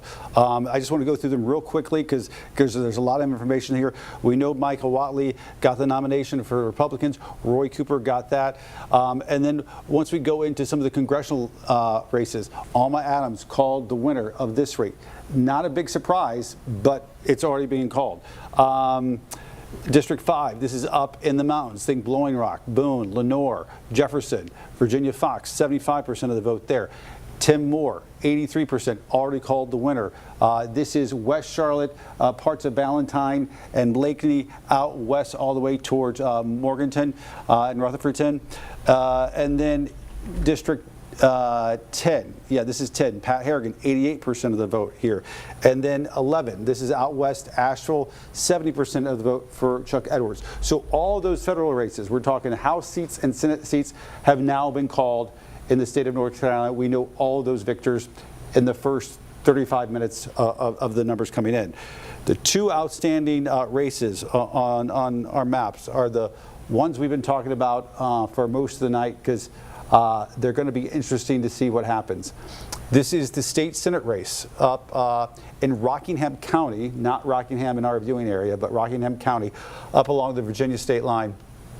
This is Phil Berger, the Senate president in the General Assembly, the most powerful man in politics in North Carolina, is currently losing towards his challenger right now. 2,700 votes between the two men. Sam Page, a sheriff up in Rockingham County, quite popular there, has challenged Phil Berger, has pushed him on issues when it comes to immigration, casinos, gambling, that sort of thing. Phil Berger has an entire infrastructure in Raleigh that helps support his leadership in the Senate.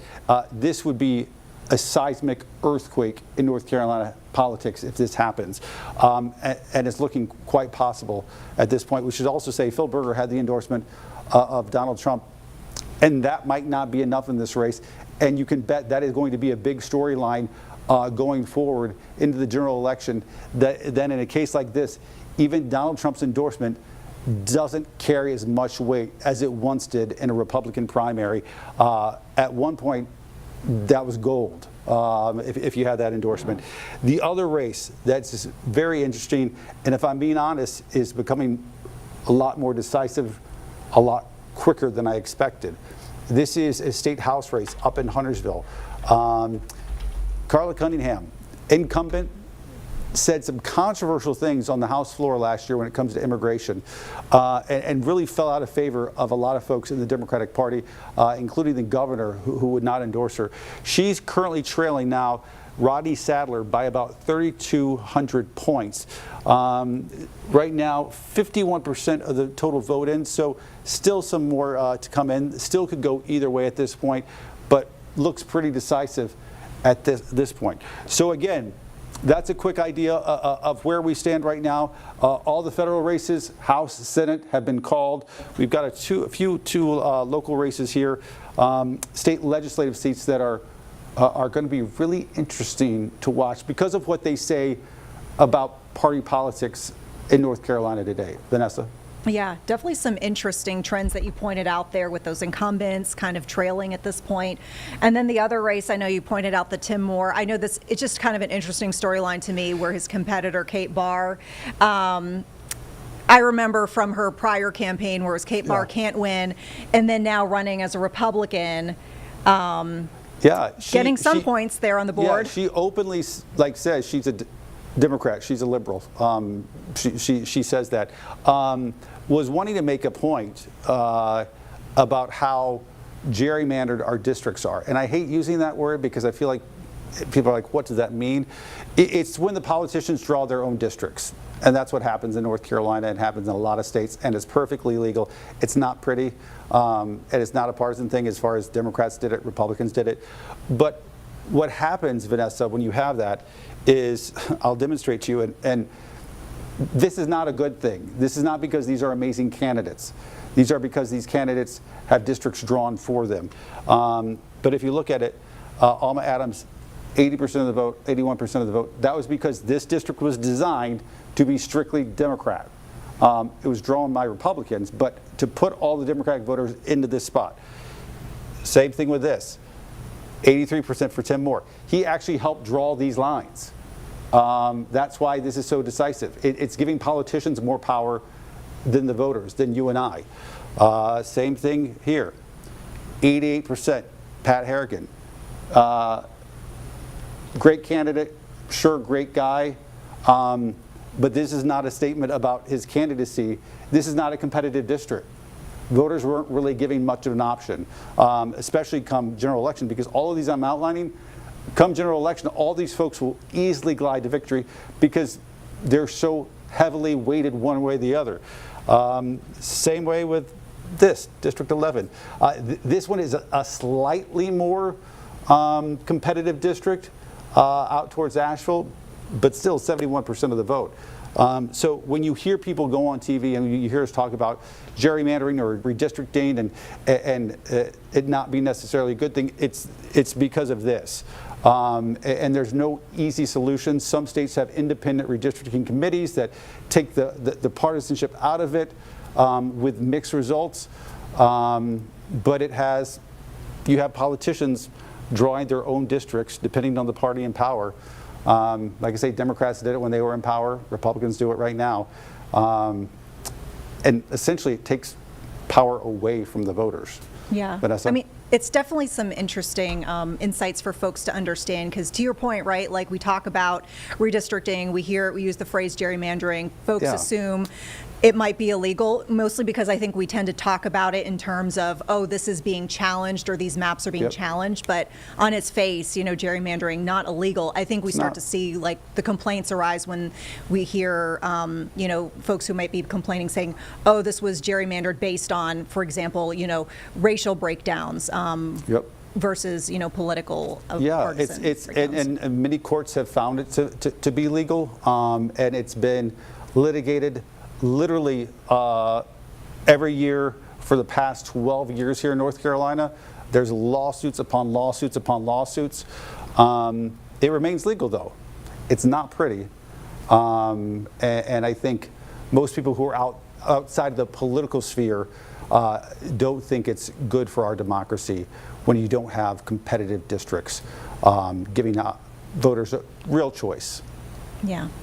All right. Appreciate all the breakdowns there. Ben, we'll see you in just a bit. Keep us posted on any updates with those numbers. Sure. Folks, we'll take a break here. We'll be back in 2 minutes with more of the special edition of Live Impact News on this primary night.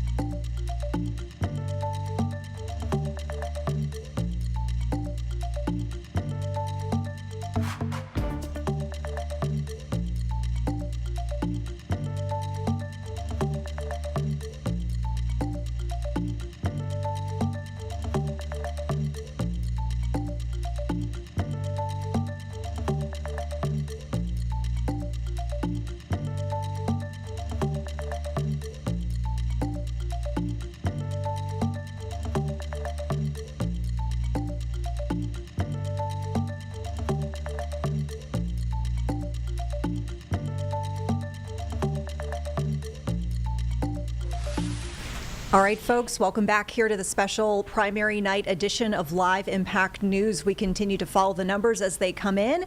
We talked about some of the federal races that have been called here out of North Carolina. We still are watching some local items, and of course, a big one for Mecklenburg County, the Sheriff's Office, which we are seeing Garry McFadden with challengers, multiple.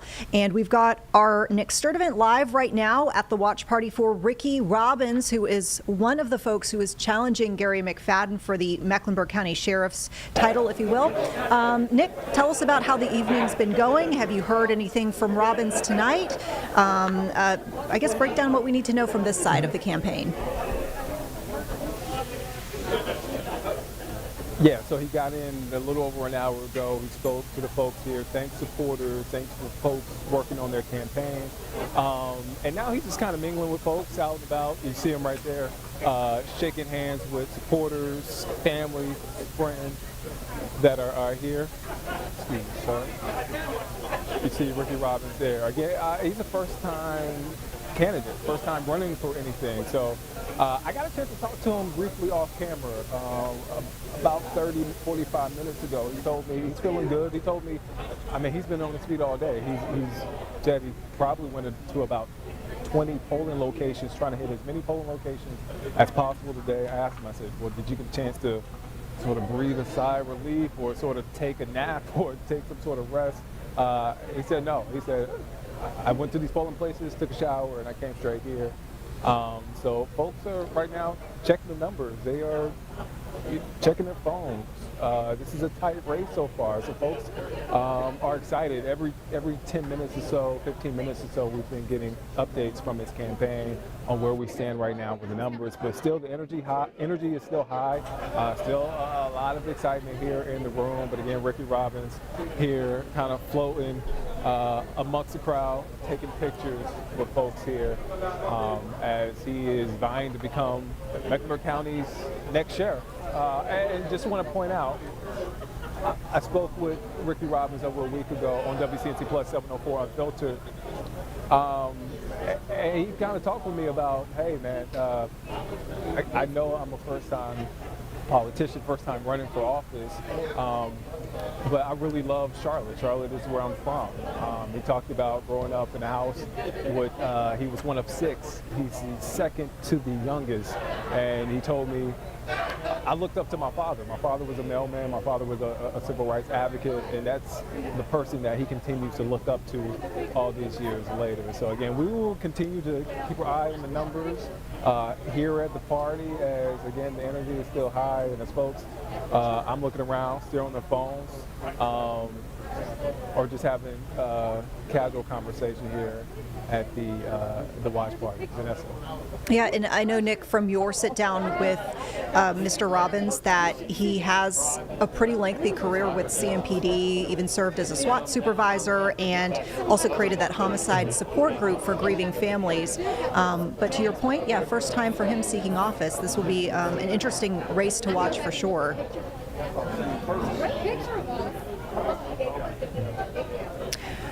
Yeah, interesting race, and he also laid out what he wants to see happen during that sit-down conversation, 30-minute conversation. The goal was to kind of really dig into who Ricky Robbins is. He said, hey, public safety is a big thing for him. A big part of that is reopening Jail North, which has been a big a pressing issue here in Mecklenburg County. He says we need to reopen Jail North because he wants those young people in that juvenile detention center closer to their families. But again, a wide-ranging interview. We talked about everything. Again, one of 6 kids in his family, grew up here in Charlotte, been here in Charlotte his entire life. His family, a big priority. The father, too, says he's never missed activity, a football game from his sons. All right, Nick, thank you so much. We'll be checking back in just a little bit. And of course, we'll be watching those numbers as well. Meantime, folks, we're going to keep it here with the Mecklenburg County Sheriff's race because we've got our Jane Monreal over at the watch party for Garry McFadden, of course, the incumbent in this race. We know that it's difficult to unseat an incumbent, but we also know, Jane, that this race is coming at a time when the sheriff is probably a little vulnerable politically based on some of the headlines lately and some of the controversy surrounding him. Has he commented on that at all? What's the vibe right now at that watch party? Vanessa, I don't know if you can hear how loud it is behind me, but the vibe is still pretty pumped up. I've been using the term cautiously optimistic. I walked around the room just moments ago before I met here on WCNC Plus, which, by the way, they have on our screens here in Uptown. And folks are just telling me that they are feeling good. They're feeling like Sheriff McFadden is going to pull one out here. Of course, it is too early and too close to tell, but I will tell you that they are watching their phones. They're watching the screens here very closely at this race and waiting for those numbers there at the bottom of your screen as they pop up. Sheriff McFadden, by the way, we are still waiting for him to arrive here in Uptown. I listened to his comments, but it looks like things quieted just right now, listening for this report. But yes, controversy has followed the sheriff as of late. And of course, the Oversight Committee hearing in Raleigh was one of those turning points where we talked to the sheriff shortly after, and he said all of this controversy following him is just a smear campaign, and that he is confident that things will work out in his favor and that he will run for a third term. I did speak to a campaign worker not too long ago who said that he has been canvassing neighborhoods and talking to people there on the ground, and he says that the sheriff's work with the community, his involvement with the community is what matters. The Black Political Caucus of Charlotte Mecklenburg, of course, endorsing the sheriff, and so that is definitely putting a vote of confidence for this group here who is hoping that the sheriff will have a third term in office. But I mean, we do know this tonight. With whoever wins tonight, a new chapter of the Mecklenburg County Sheriff's Office begins with scrutiny over federal policies and immigration, jail, as well as pushes from the community to reopen the juvenile detention center, or as we know, Jail North. So that chapter begins tonight, of course, once we do hear who will win the Mecklenburg County Sheriff's Office and this race. But again, too close to tell, but a lot of people are watching very closely here in Uptown, and we are patiently waiting for the sheriff to arrive to hear his comments as well. For now, we're live in Uptown. Jane Montreal, WCNC Plus. Back to you, Vanessa. Jane, thank you so much. And speaking of this race being close, folks, let's go ahead and take a quick look at the numbers as they stand. At this point, as Jane pointed out, we do not have nearly enough numbers to see any sort of, definitive trend here. However, 40% of the precincts reporting at this hour, you can see the incumbent there, Garry McFadden, is in the lead, but just barely. You can see 33.9% there of the vote, followed very closely behind by Ricky Robbins, where, of course, we just saw our Nick Sturdivant. Ricky Robbins there with 32.5% of that vote. Folks, we'll take a quick break here on Live Impact. Back in 2 minutes with more. We'll be diving deeper into those numbers once again with our Ben Thompson.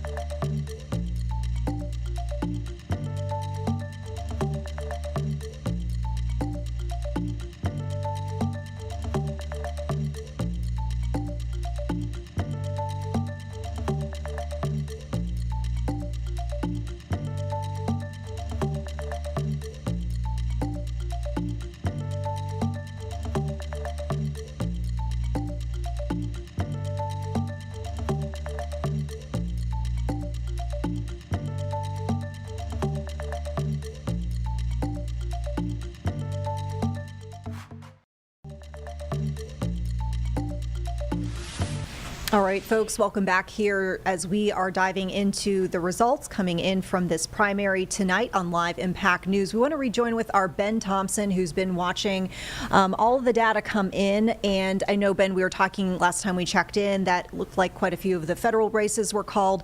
I'm still seeing more precincts coming in, but correct me if I'm wrong, we're not seeing any other races being called at this point. Not at this point. Boy, I tell you, it has been an action-packed night here on WCNC Plus. Now in hour 3. Thanks for joining us. Let's take a look at the two big outstanding races, Vanessa, as it stands right now. This is that state Senate seat up in Rockingham County that typically would not matter to folks here in Charlotte, but this is the Senate President, Phil Berger, and it right now looks like he could very well lose that race, which would be a seismic shift in Raleigh. This is the incumbent. This is the establishment. This is the guy that has President Trump's endorsement. This would represent a huge shift in Raleigh. The other big race closer to home in Huntersville, Carla Cunningham, longtime Democrat incumbent, fallen out of favor with a lot of folks within her party in the last year or so because of controversial things she said about immigration. Rodney Sandler getting the endorsement of the establishment of the Democratic Party, including the governor, right now with 72% of the vote. That race has about 68% of the estimated total vote, so still a little bit more to go. She's trailing by about 4,000 votes, and then back to that state Senate race. It's up to 84% of the total vote at this point, and he's trailing 2,200 votes, 19,000 votes in all. So these could still go either way, but not looking good for incumbents tonight, Vanessa. Yeah, I'm looking, not just at some of those races, but some of the local ones as well that are pretty close. And I'm seeing it even in some cases, names that we know and we've known for a while that. Yeah, I mean, I don't have it here behind me, so I can't pull it up. But like when I'm thinking about, let's pull up Mecklenburg County Board of Commissioners. Yes. Vilma Leak. Vilma Leak's a legend. Been around forever. I covered her when I covered County Commission 15 years ago. And right now is trailing to Mo Drayton. We've talked about the sheriff's race.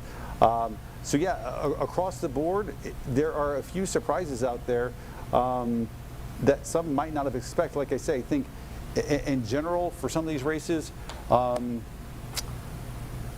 folks smarter than I will be able to glean something more from this, but incumbents having a tough night in some of these races. Yes, indeed. All right. Thanks so much for watching those numbers, Ben. We will see you in just a little bit. Of course, we've got more live impact coming here as we continue to keep an eye on all of the different watch parties as well. So we are going to go ahead and check in with Jeb. Who are we checking in with next? We're going to Berger. Okay, we're going to the Phil Berger watch party with the state Senate race here. Of course, we've got Nixon Norman joining us right now. Nixon, what can you tell us about the scene there, the vibe? Have you heard from Phil Berger at all?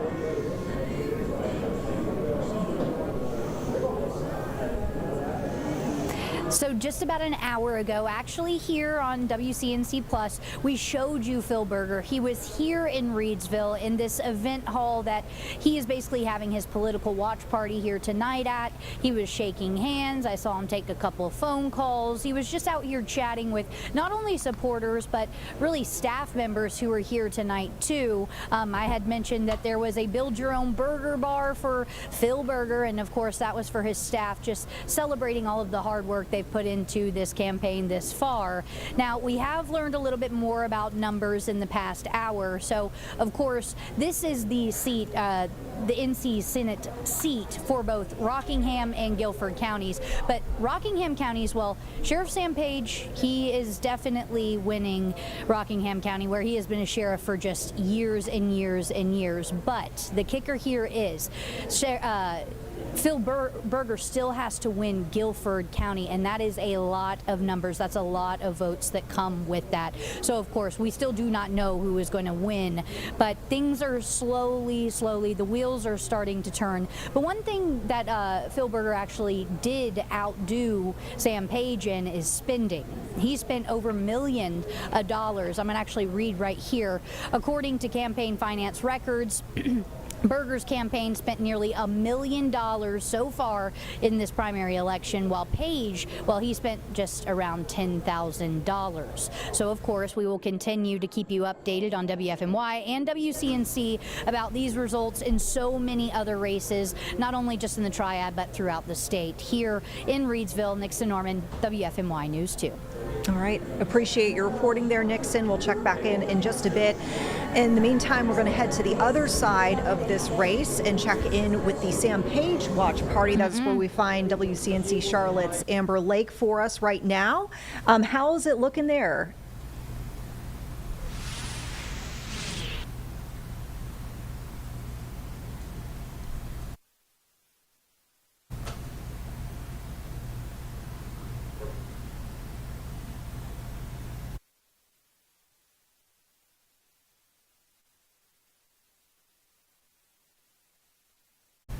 All right, folks, sorry about that. We're having some issues there with Amber's audio. We're going to try to fix that.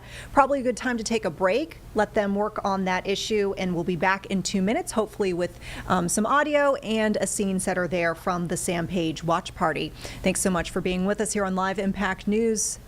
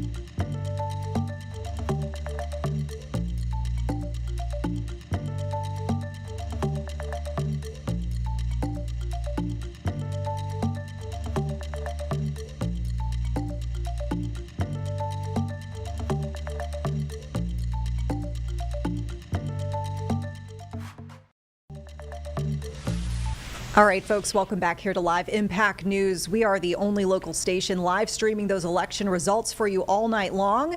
So thank you so much for being with us. We're going to talk about one of the storylines we are seeing, which is kind of interesting at this point. We're seeing the leader of the North Carolina Senate at this point, Phil Berger, facing a pretty tough challenge from Rockingham County Sheriff Sam Page. Look at the numbers as they stand at this very moment. Looks like we've got close to half of the precincts reporting, and you can see Sam Page there with 55, nearly 56% of the vote. We actually just checked in with his competitor, Phil Berger's Watch Party. Want to get back to Amber Lake over at the Sam Page Watch Party. How are things vibing there right now? Have you heard from the sheriff at all? Any commentary from folks who are there for this party about how they're feeling tonight?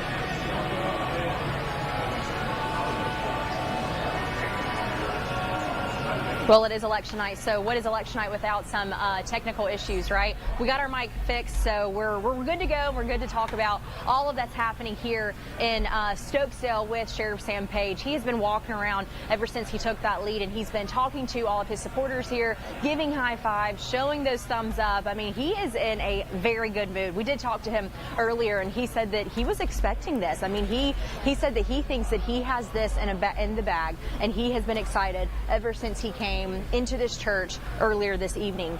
Now, Sam Page's campaign has leaned heavily on some TV ads highlighting his decades in law enforcement and his approach to fiscal responsibility, taxes, and public safety. His team says that these ads are designed to reach voters all across Rockingham and Guilford counties with a clear message. He's ready to bring real-world experience to Raleigh. His ads emphasize the challenges that families face with rising costs and the importance of thoughtful budgeting.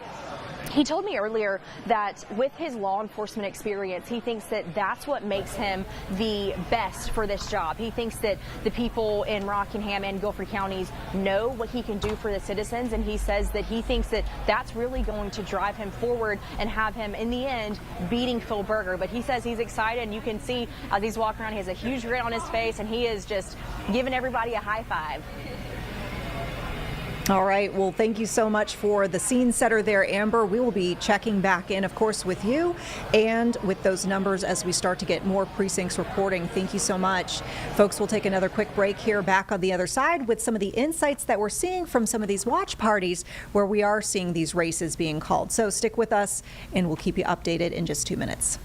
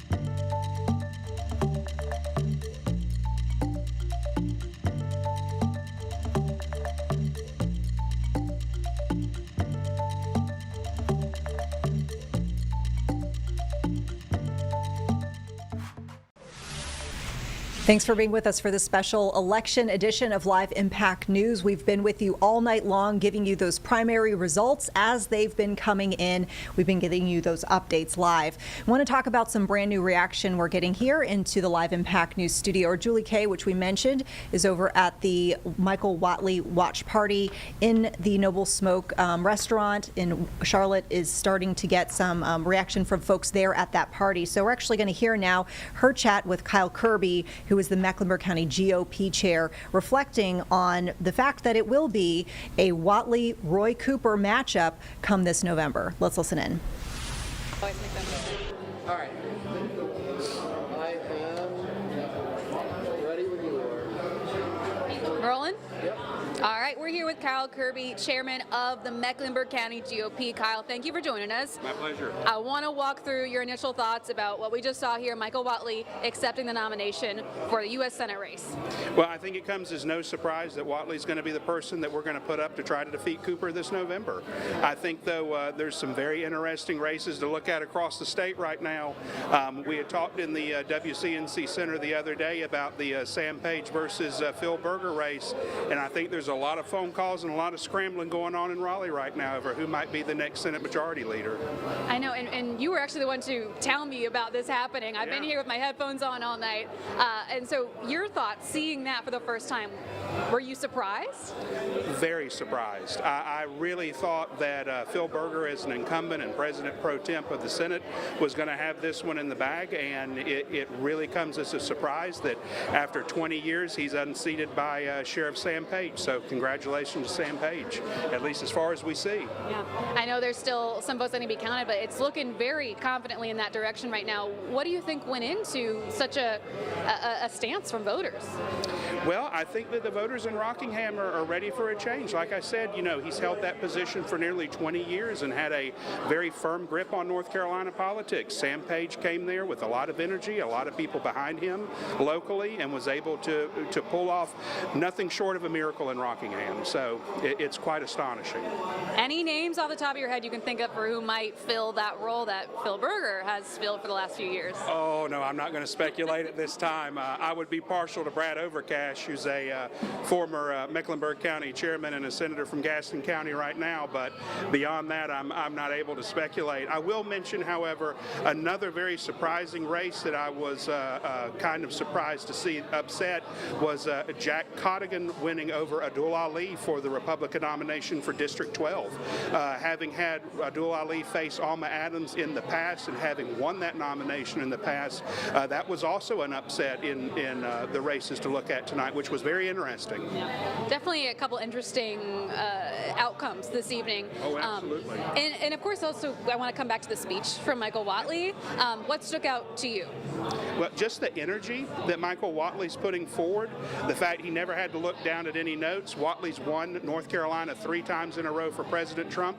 If there's anybody out there that's going to be able to beat Roy Cooper and beat him soundly, it's definitely going to be Michael Whatley.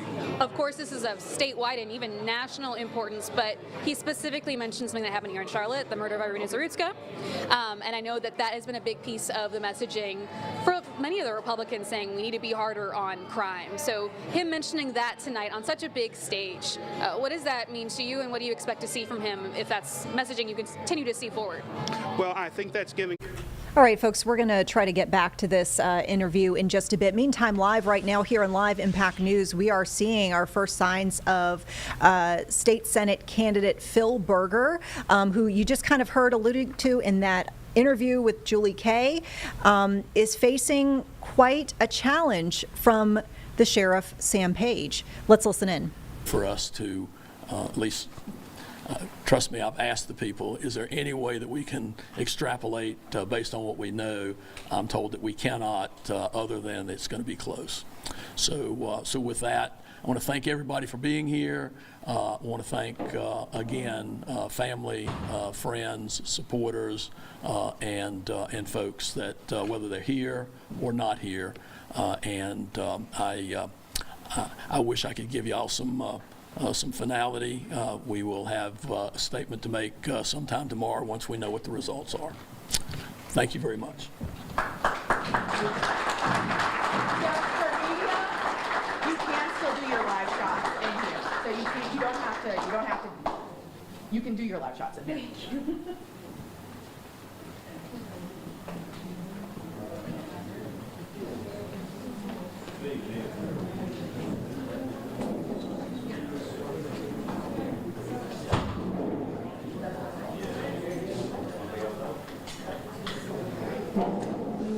All right, once again, that was the leader of the North Carolina Senate, seemingly either concluding his watch party or kind of winding things down, promising more once more results come in. Important to note as it stands at this hour, with 65% of the precincts reporting for that North Carolina State Senate race, Sam Page does remain in the lead there with 53% of the vote. Close to it. Let's get over to our Ben Thompson, who's been diving into these numbers. This was one of the races that you had pointed out for us this evening, was an interesting one that certainly caught your eye, given the political legacy of Phil Berger and, of course, the name recognition of him. That's right, Vanessa. You know what? We have been here all night long, bringing you streaming coverage right here on WCNC Plus, something you can't get anywhere else here in Charlotte. And this is a race that's really come down to establishment versus anti-establishment. Phil Berger, been around decades, has a huge infrastructure in Raleigh that works along with him, including colleagues, other lawmakers, lobbyists. He calls the shots. things don't happen in North Carolina without his approval. Even had the president's endorsement, and it might not be enough. As of right now, 86% of the total vote in. He's trailing 1,100 votes. He could still pull this one out. I think Guilford County here in red is still reporting some numbers in, 22,000 so far, but it's going to be a close one either way. This has not been called, and you can see why. The other one here locally, a legislative race, Carla Cunningham, she's a Democrat incumbent, and she's trailing by quite a bit right now. 71% to 21%, 4,600 votes in all, and this is 81% of the total right now.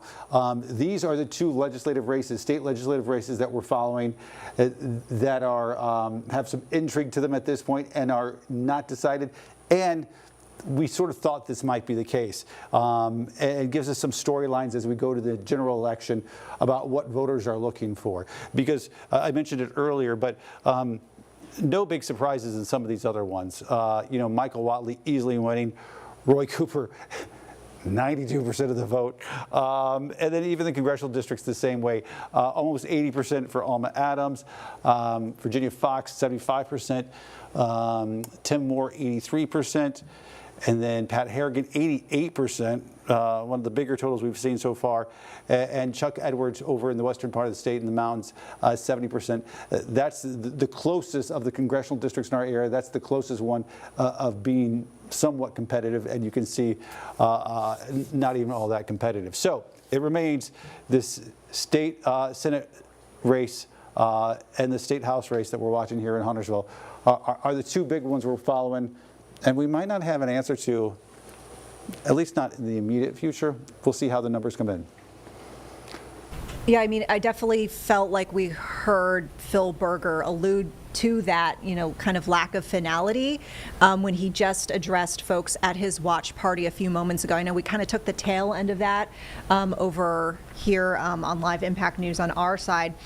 But essentially, he said that there's not finality to this race. He said that he, appreciated his supporters being there, and there would be some sort of messaging tomorrow once there maybe is more data in or more information, more clarity. Important to note as well that our crew there is working to check in with the campaign manager to get a little bit more insight on what might come next in the immediate future as far as the next couple of hours here, as we do remain on the air here on Live Impact News and want to bring you the very latest. So stay tuned. We'll keep you updated. We're going to take a quick break. We'll be back in 2 minutes with more on the other side.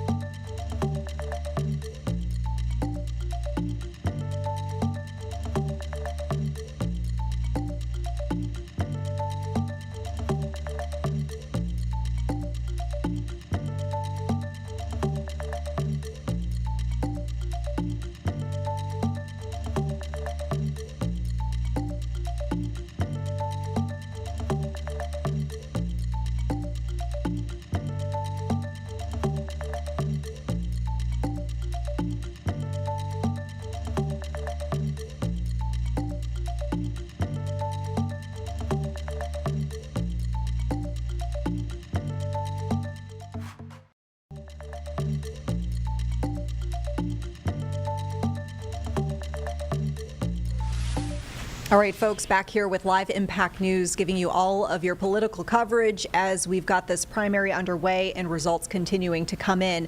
One of the big races that we've been following, of course, is really highly watched nationwide. That is the U.S. Senate race. And we've mentioned, of course, Roy Cooper has secured the Democratic nomination and Michael Whatley has won that GOP side. We want to take you back now to Roy Cooper's speech as that news was broken. And so let's go ahead and check in with what he had to say.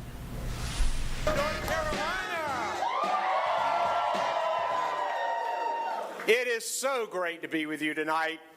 I'm humbled and excited to accept the Democratic nomination to become North Carolina's next United States Senator.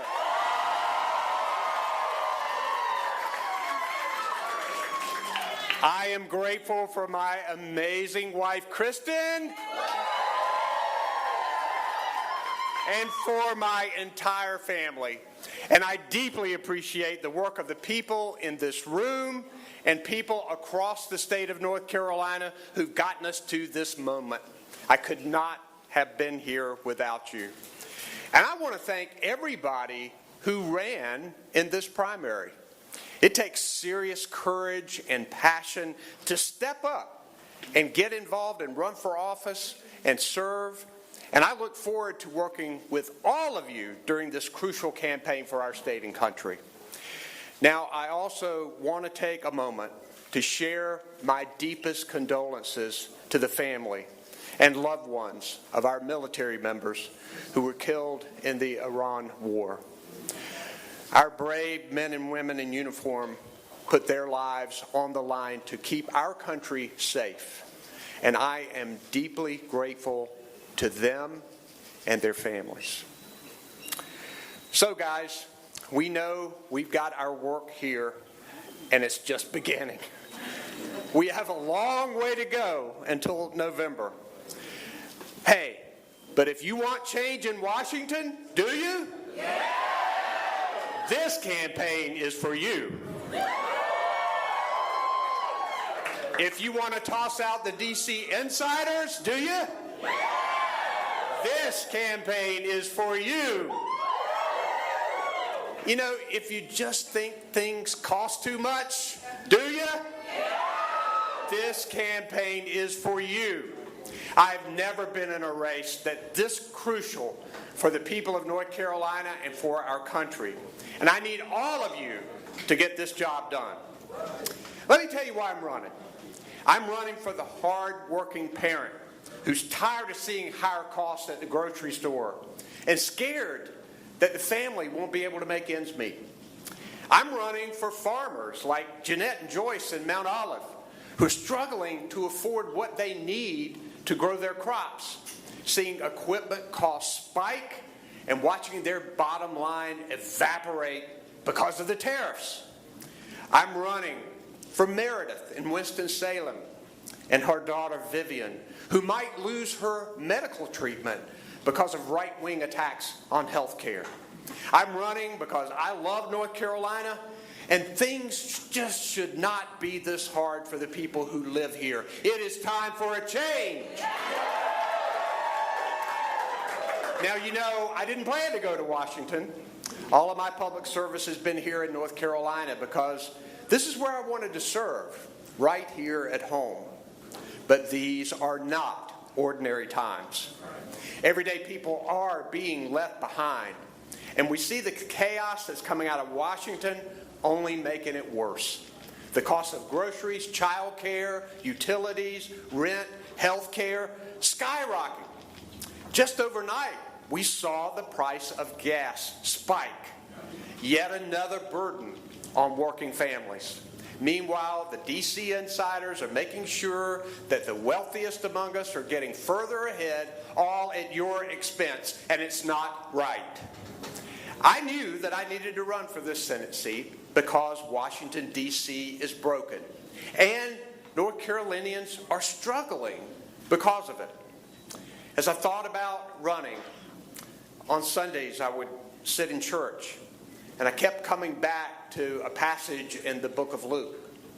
To whom much is given, much is required. A lot has been given to me. A lot's been required. I thought about my life growing up in eastern North Carolina, my public school teacher mom, my hard-working dad, my work on the farm every summer until I went to college, the amazing public school education that I got in Nash County, my Sunday school classes that I taught for decades, and most importantly, my wonderful wife and my 3 fantastic daughters. Boy, have I been blessed. And it was amazing to wake up every morning for years and lead the state that I love, both as Attorney General and your governor. I'm proud of what we accomplished together. Not only better jobs and more health care, but investments in teacher pay, child care, early childhood education, prosecuting violent criminals, taking on child predators, and keeping communities safe. And of course, after years of fighting for it, making health care more affordable for hundreds of thousands of working North Carolinians by expanding Medicaid.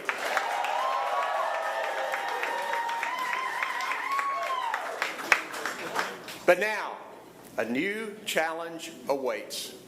I'll take that same problem solving to Washington that I used here in North Carolina to focus on what matters.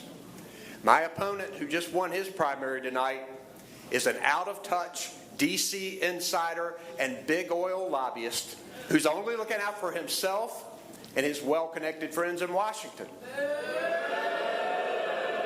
He has pushed schemes that raise health care costs, make communities less safe, and make life harder and more expensive for working families. How out of touch is Michael Whatley? While your costs go up, Michael Whatley says prices are down. When your local law enforcement needs more funding to make communities safe, Michael Whatley supports DOGE cuts that take money away from them. When you wish you could afford your health care premium, Michael Whatley celebrates a bill that makes it cost even more. It's dead wrong, and it's got to change. Let me tell you who I'll be. I'll be a strong, independent senator who will work with this president when I can and stand up to him when the people need me to. I will always put the people of North Carolina first, before politics, before party. The people of North Carolina will be my total focus as I serve in the United States Senate. I'll work with anyone, anywhere, from any party to help make our state better and to make stuff cost less. Because, really, what's the point of holding office if you aren't focused every day on how to get something done for the working people who need it? There is no doubt about it. We have a long and difficult road ahead. But even during these tough times, those of you who know me know this is true, I am filled with hope. We have a real opportunity here to return our government in Washington to the people where it belongs. Together, with the help of everybody here and those watching at home, we will lower costs for working families and win this seat in the United States Senate. Our great state and our great country. Thank you very much. And so there you have it, former North Carolina Governor Roy Cooper, who will be moving on to the midterm election in November. As we mentioned, will be facing up with the Republican Michael Whatley. We've got our Julie Kay at the Michael Whatley Watch Party, which we've understand is wrapping up, if not has wrapped up at this point, over at Noble Smoke, the restaurant in Charlotte. But you were hearing from Whatley after it was announced that he won the primary. And you also heard from folks who were there at that party. What can you tell us about the vibe and how folks are feeling tonight? Well, it's certainly comes as no surprise, Vanessa, but it is definitely an exciting feeling for the people here, the supporters here, the Republicans in the room that this was called so early. I mean, that is really what they've been waiting for months now. As we've talked about, Michael Whatley jumped into this race very shortly after Republican Thom Tillis said he wasn't going to be running again. So that is really, it's this buildup that I think they finally reached that point. Of course, it doesn't stop here. We've now got the race between Watley and Cooper. It's expected to be incredibly expensive, incredibly high profile, and just incredibly long, and something that people are going to be seeing all over. If you are not a fan of political ads, prepare yourself. This is going to be a very highly contested race, and that's just because this seat is so important for both Republicans and for Democrats. Democrats see this as their best chance really to flip a seat and gain some ground in U.S. Congress, but Republicans see this as a chance to hold on. The endorsement of President Trump for Michael Whatley is really what we think pushed him through tonight. It's going to be interesting to see if it pushes him through in the general election in November. I did get a chance to speak with Kyle Kirby. He's the chairman of the Mecklenburg County GOP, and he said, like I mentioned, he is just absolutely not surprised. He is excited about this momentum because the excitement here is really what's going to carry them through. Now it is about reaching out to a lot of those moderate voters, a lot of those voters who, you know, have not been as engaged prior to. We saw a good amount of turnout for a primary already, and so they're already seeing that momentum, and just keeping that up at this point is really the direction that they're planning to go in. But yeah, big night for Michael Whatley, big night for the race overall, and I know that, as I mentioned, a long way to go in terms of this race, Vanessa. Yeah, onward to November at this point. As you mentioned, we're going to be seeing a lot of ads, I think. Thank you so much, Julie. We appreciate your reporting all night long. All right, folks, we will take a break here. Back in 2 minutes with more Live Impact News.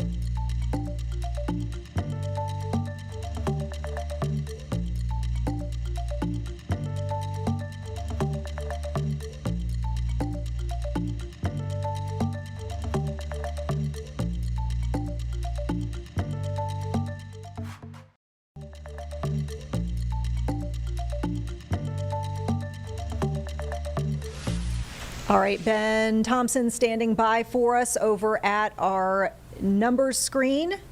We want to check in, Ben. I know we've been closely watching this race between Sam Page and Phil Berger, State Senate. I mean, this is unreal. I like that, the number screen. I don't know. I'm sorry. We need to name this. Did you realize we haven't branded this yet? We need to get on this. Bosses, if you're listening, we do this. This is a branding opportunity for us. Number screen works too. I mean, it's accurate, right? Yeah. So, folks, it's been quite the night here. We've talked about this race sort of behind the scenes because, again, this isn't really hyper local. This is about 2 hours away from us. But talking to political scientists and the like, we knew this was going to be a big deal. And a lot of the shift is going to happen behind the scenes if this pans out in Raleigh, but you can't overstate how important it is. Right now, Sam Page, the sheriff up in Rockingham County, leads with about 1,100 votes. Still some that can come in. This can still very much change. You know, only 22,000 votes at this point, 1,100 votes in between them, so this could change still. This one, this local one, closer to home in Huntersville, this is looking tough for Cunningham to overcome at this point. 81% of the total vote in at this point. She's trailing 4,600 points. 4,600 votes, about 50 percentage points. This might be tough. Backstory here, Caller Cunningham in the last year came out, said some controversial things on the House floor in Raleigh about immigration that really irked a lot of her Democratic colleagues, and even voted to override the governor's veto when it comes to law enforcement officers cooperating with ICE. He vetoed it. She joined Republicans in overriding his veto. No matter what you think about it, you can imagine it did not go over well with a lot of Democrats. The governor did not endorse her. He instead endorsed Rodney Sadler, as did a number of other top-named Democrats. So this is going to looks like it's going to be a tough one for her to pull out with only so much still remaining.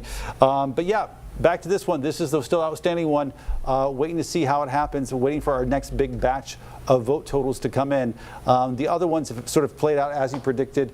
The big number of the night, Roy Cooper with 92% of the vote in the Democratic primary for U.S. Senate. This will now go on to be the big race of the next 6 months. This is the one we're going to be talking about, him versus Michael Whatley. There's a handful of U.S. Senate seats up for grabs this go around, and Democrats, national Democrats, really feel like this one's particular might be the easiest way for them to pick up one of the seats and win back control of the Senate in D.C. and stop the Trump administration.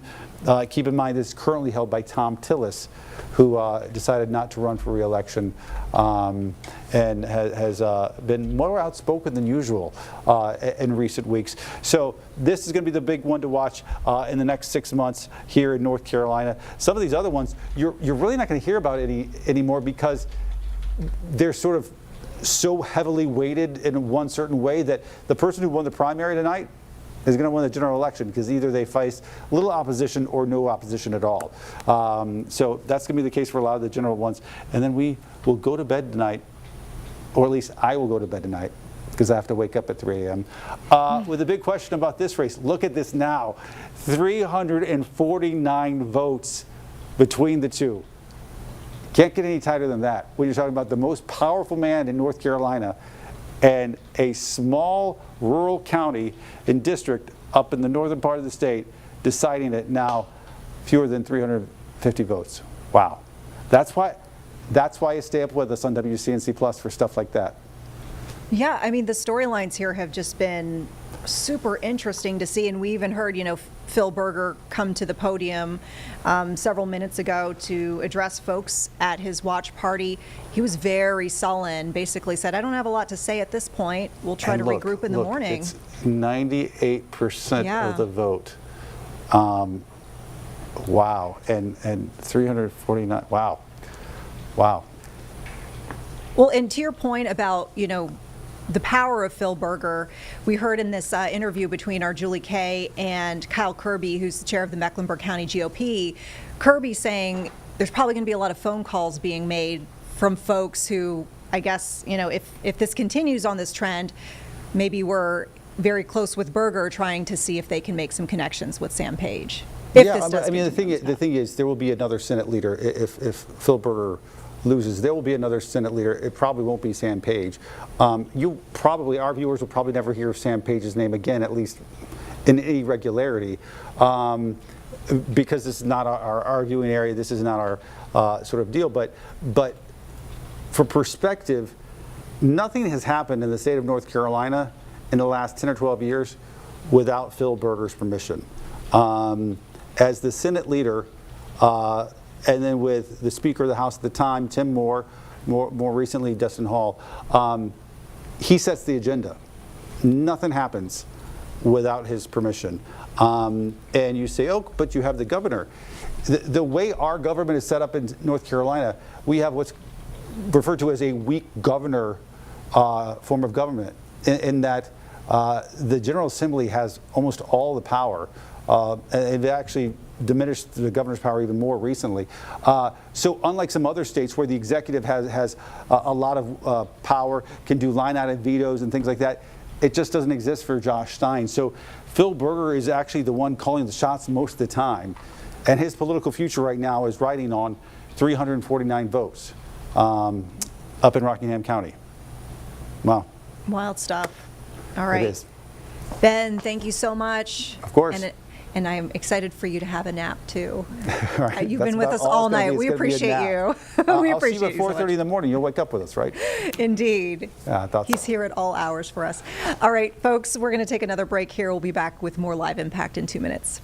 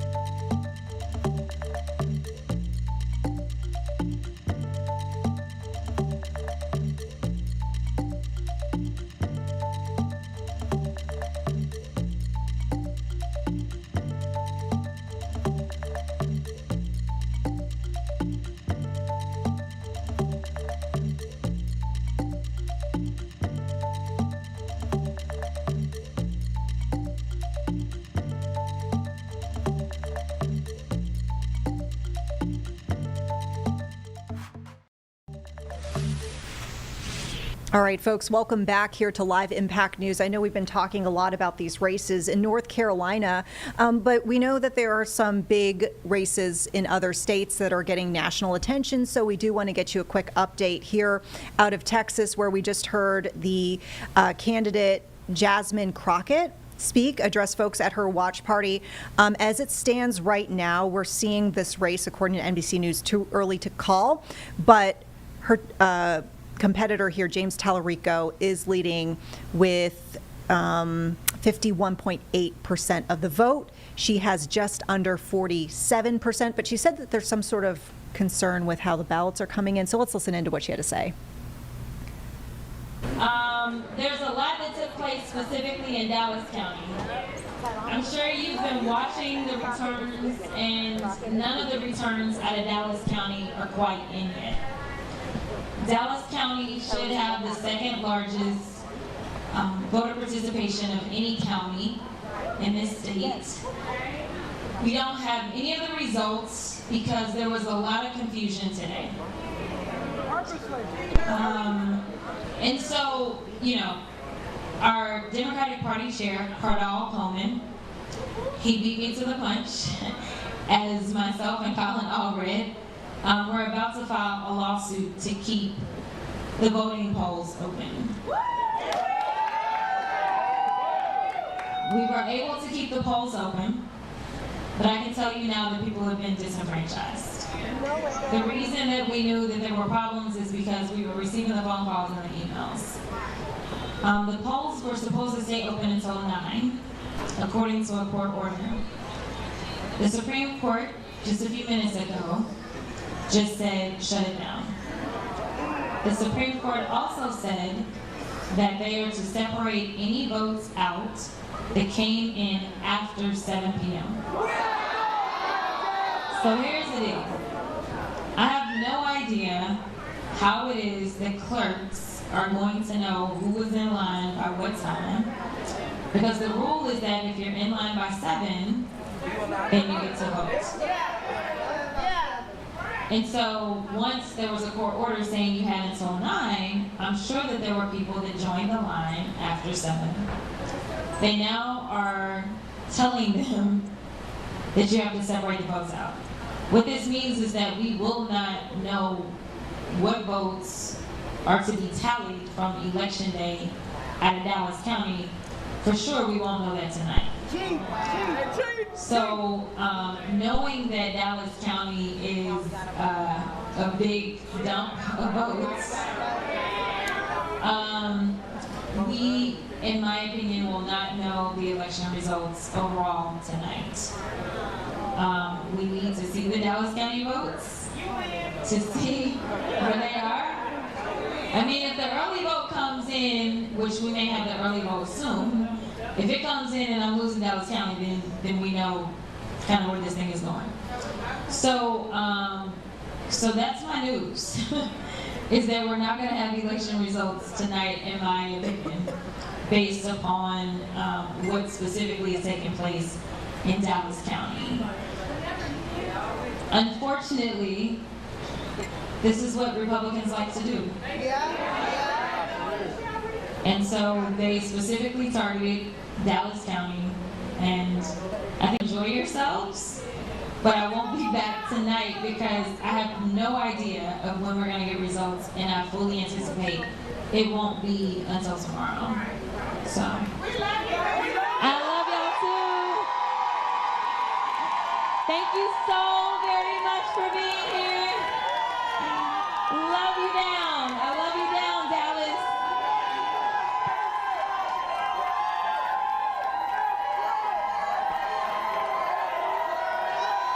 All right, and we'll keep you updated on some of these key races from not only nationwide, but of course we're following a lot of the key races here in North Carolina and in our local municipalities, if you will. Let's go ahead and take another break here. Back in 2 minutes. We're going to dive deeper into some of the commentary we heard from Roy Cooper in his victory speech, if you will, regarding those service members who were killed amid Operation Epic Fury. We're just getting some new details on them. We'll be back in 2 minutes.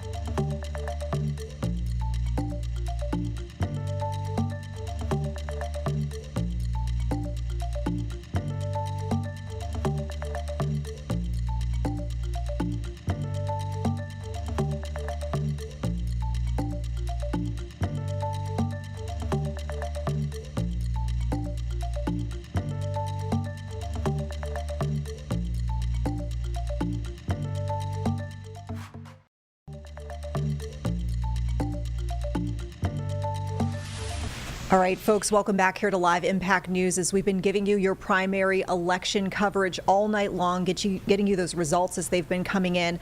I know this is kind of a detour off of politics and specifically the political numbers that we're seeing and the voting numbers, but we did hear in his speech today as he reflected on his win of the Democratic primary for U.S. Senate, Roy Cooper speaking on what's going on in Iran and also saying that he is thinking of the families of these 6 U.S. service members who have been confirmed by military officials amid this Operation Epic Fury, as it's been called, these strikes that we're seeing on Iran.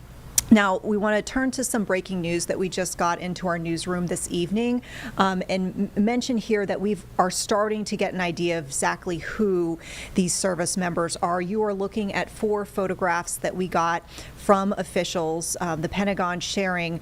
These are just 4, once again, of the 6 who are confirmed dead amid the Operation Epic Fury. These 4 service members, we're told, were in Kuwait, and there was a drone strike on March 1st, and these soldiers died during this unmanned aircraft system attack. Now you're seeing the photos here of Captain Cody Cork, a 35-year-old man from Lakeland, Florida. Also Sergeant First Class Nicole Amour, 39 years old, from White Bear Lake, Minnesota. We also have Sergeant First Class Noah Tietjens, 42, of Bellevue, Nebraska, and Sergeant Declan Cody, 20 years old, of Des Moines, Iowa. Now, we are hearing that all of these Army Reserve soldiers were assigned to the 103rd Sustainment Command based in Des Moines, Iowa, and military leaders say that this incident is under investigation. The Chief of Army Reserve and Commanding General of the U.S. Army Reserve Command, Lieutenant General Robert Harder, released this statement tonight saying, "We honor our fallen heroes who served fearlessly and selflessly in defense of our nation. Their sacrifice and the sacrifices of their families will never be forgotten." He goes on to say, "On behalf of the Army Reserve, we express our heartfelt condolences to their families and loved ones. We remain steadfast in our commitment to honoring the legacy of our fallen and supporting their teammates and families during this difficult time." Now, we also did get some bios, if you will, a look at some of the accomplishments that these soldiers have achieved thus far in their careers. And all of them, it looks like, or many of them, if you will, are decorated in some sort. And we've heard that this is a conflict that could last for several more weeks. And the president, we heard at one point earlier this week, talking about how, unfortunately, it seems likely that the death toll will continue to rise.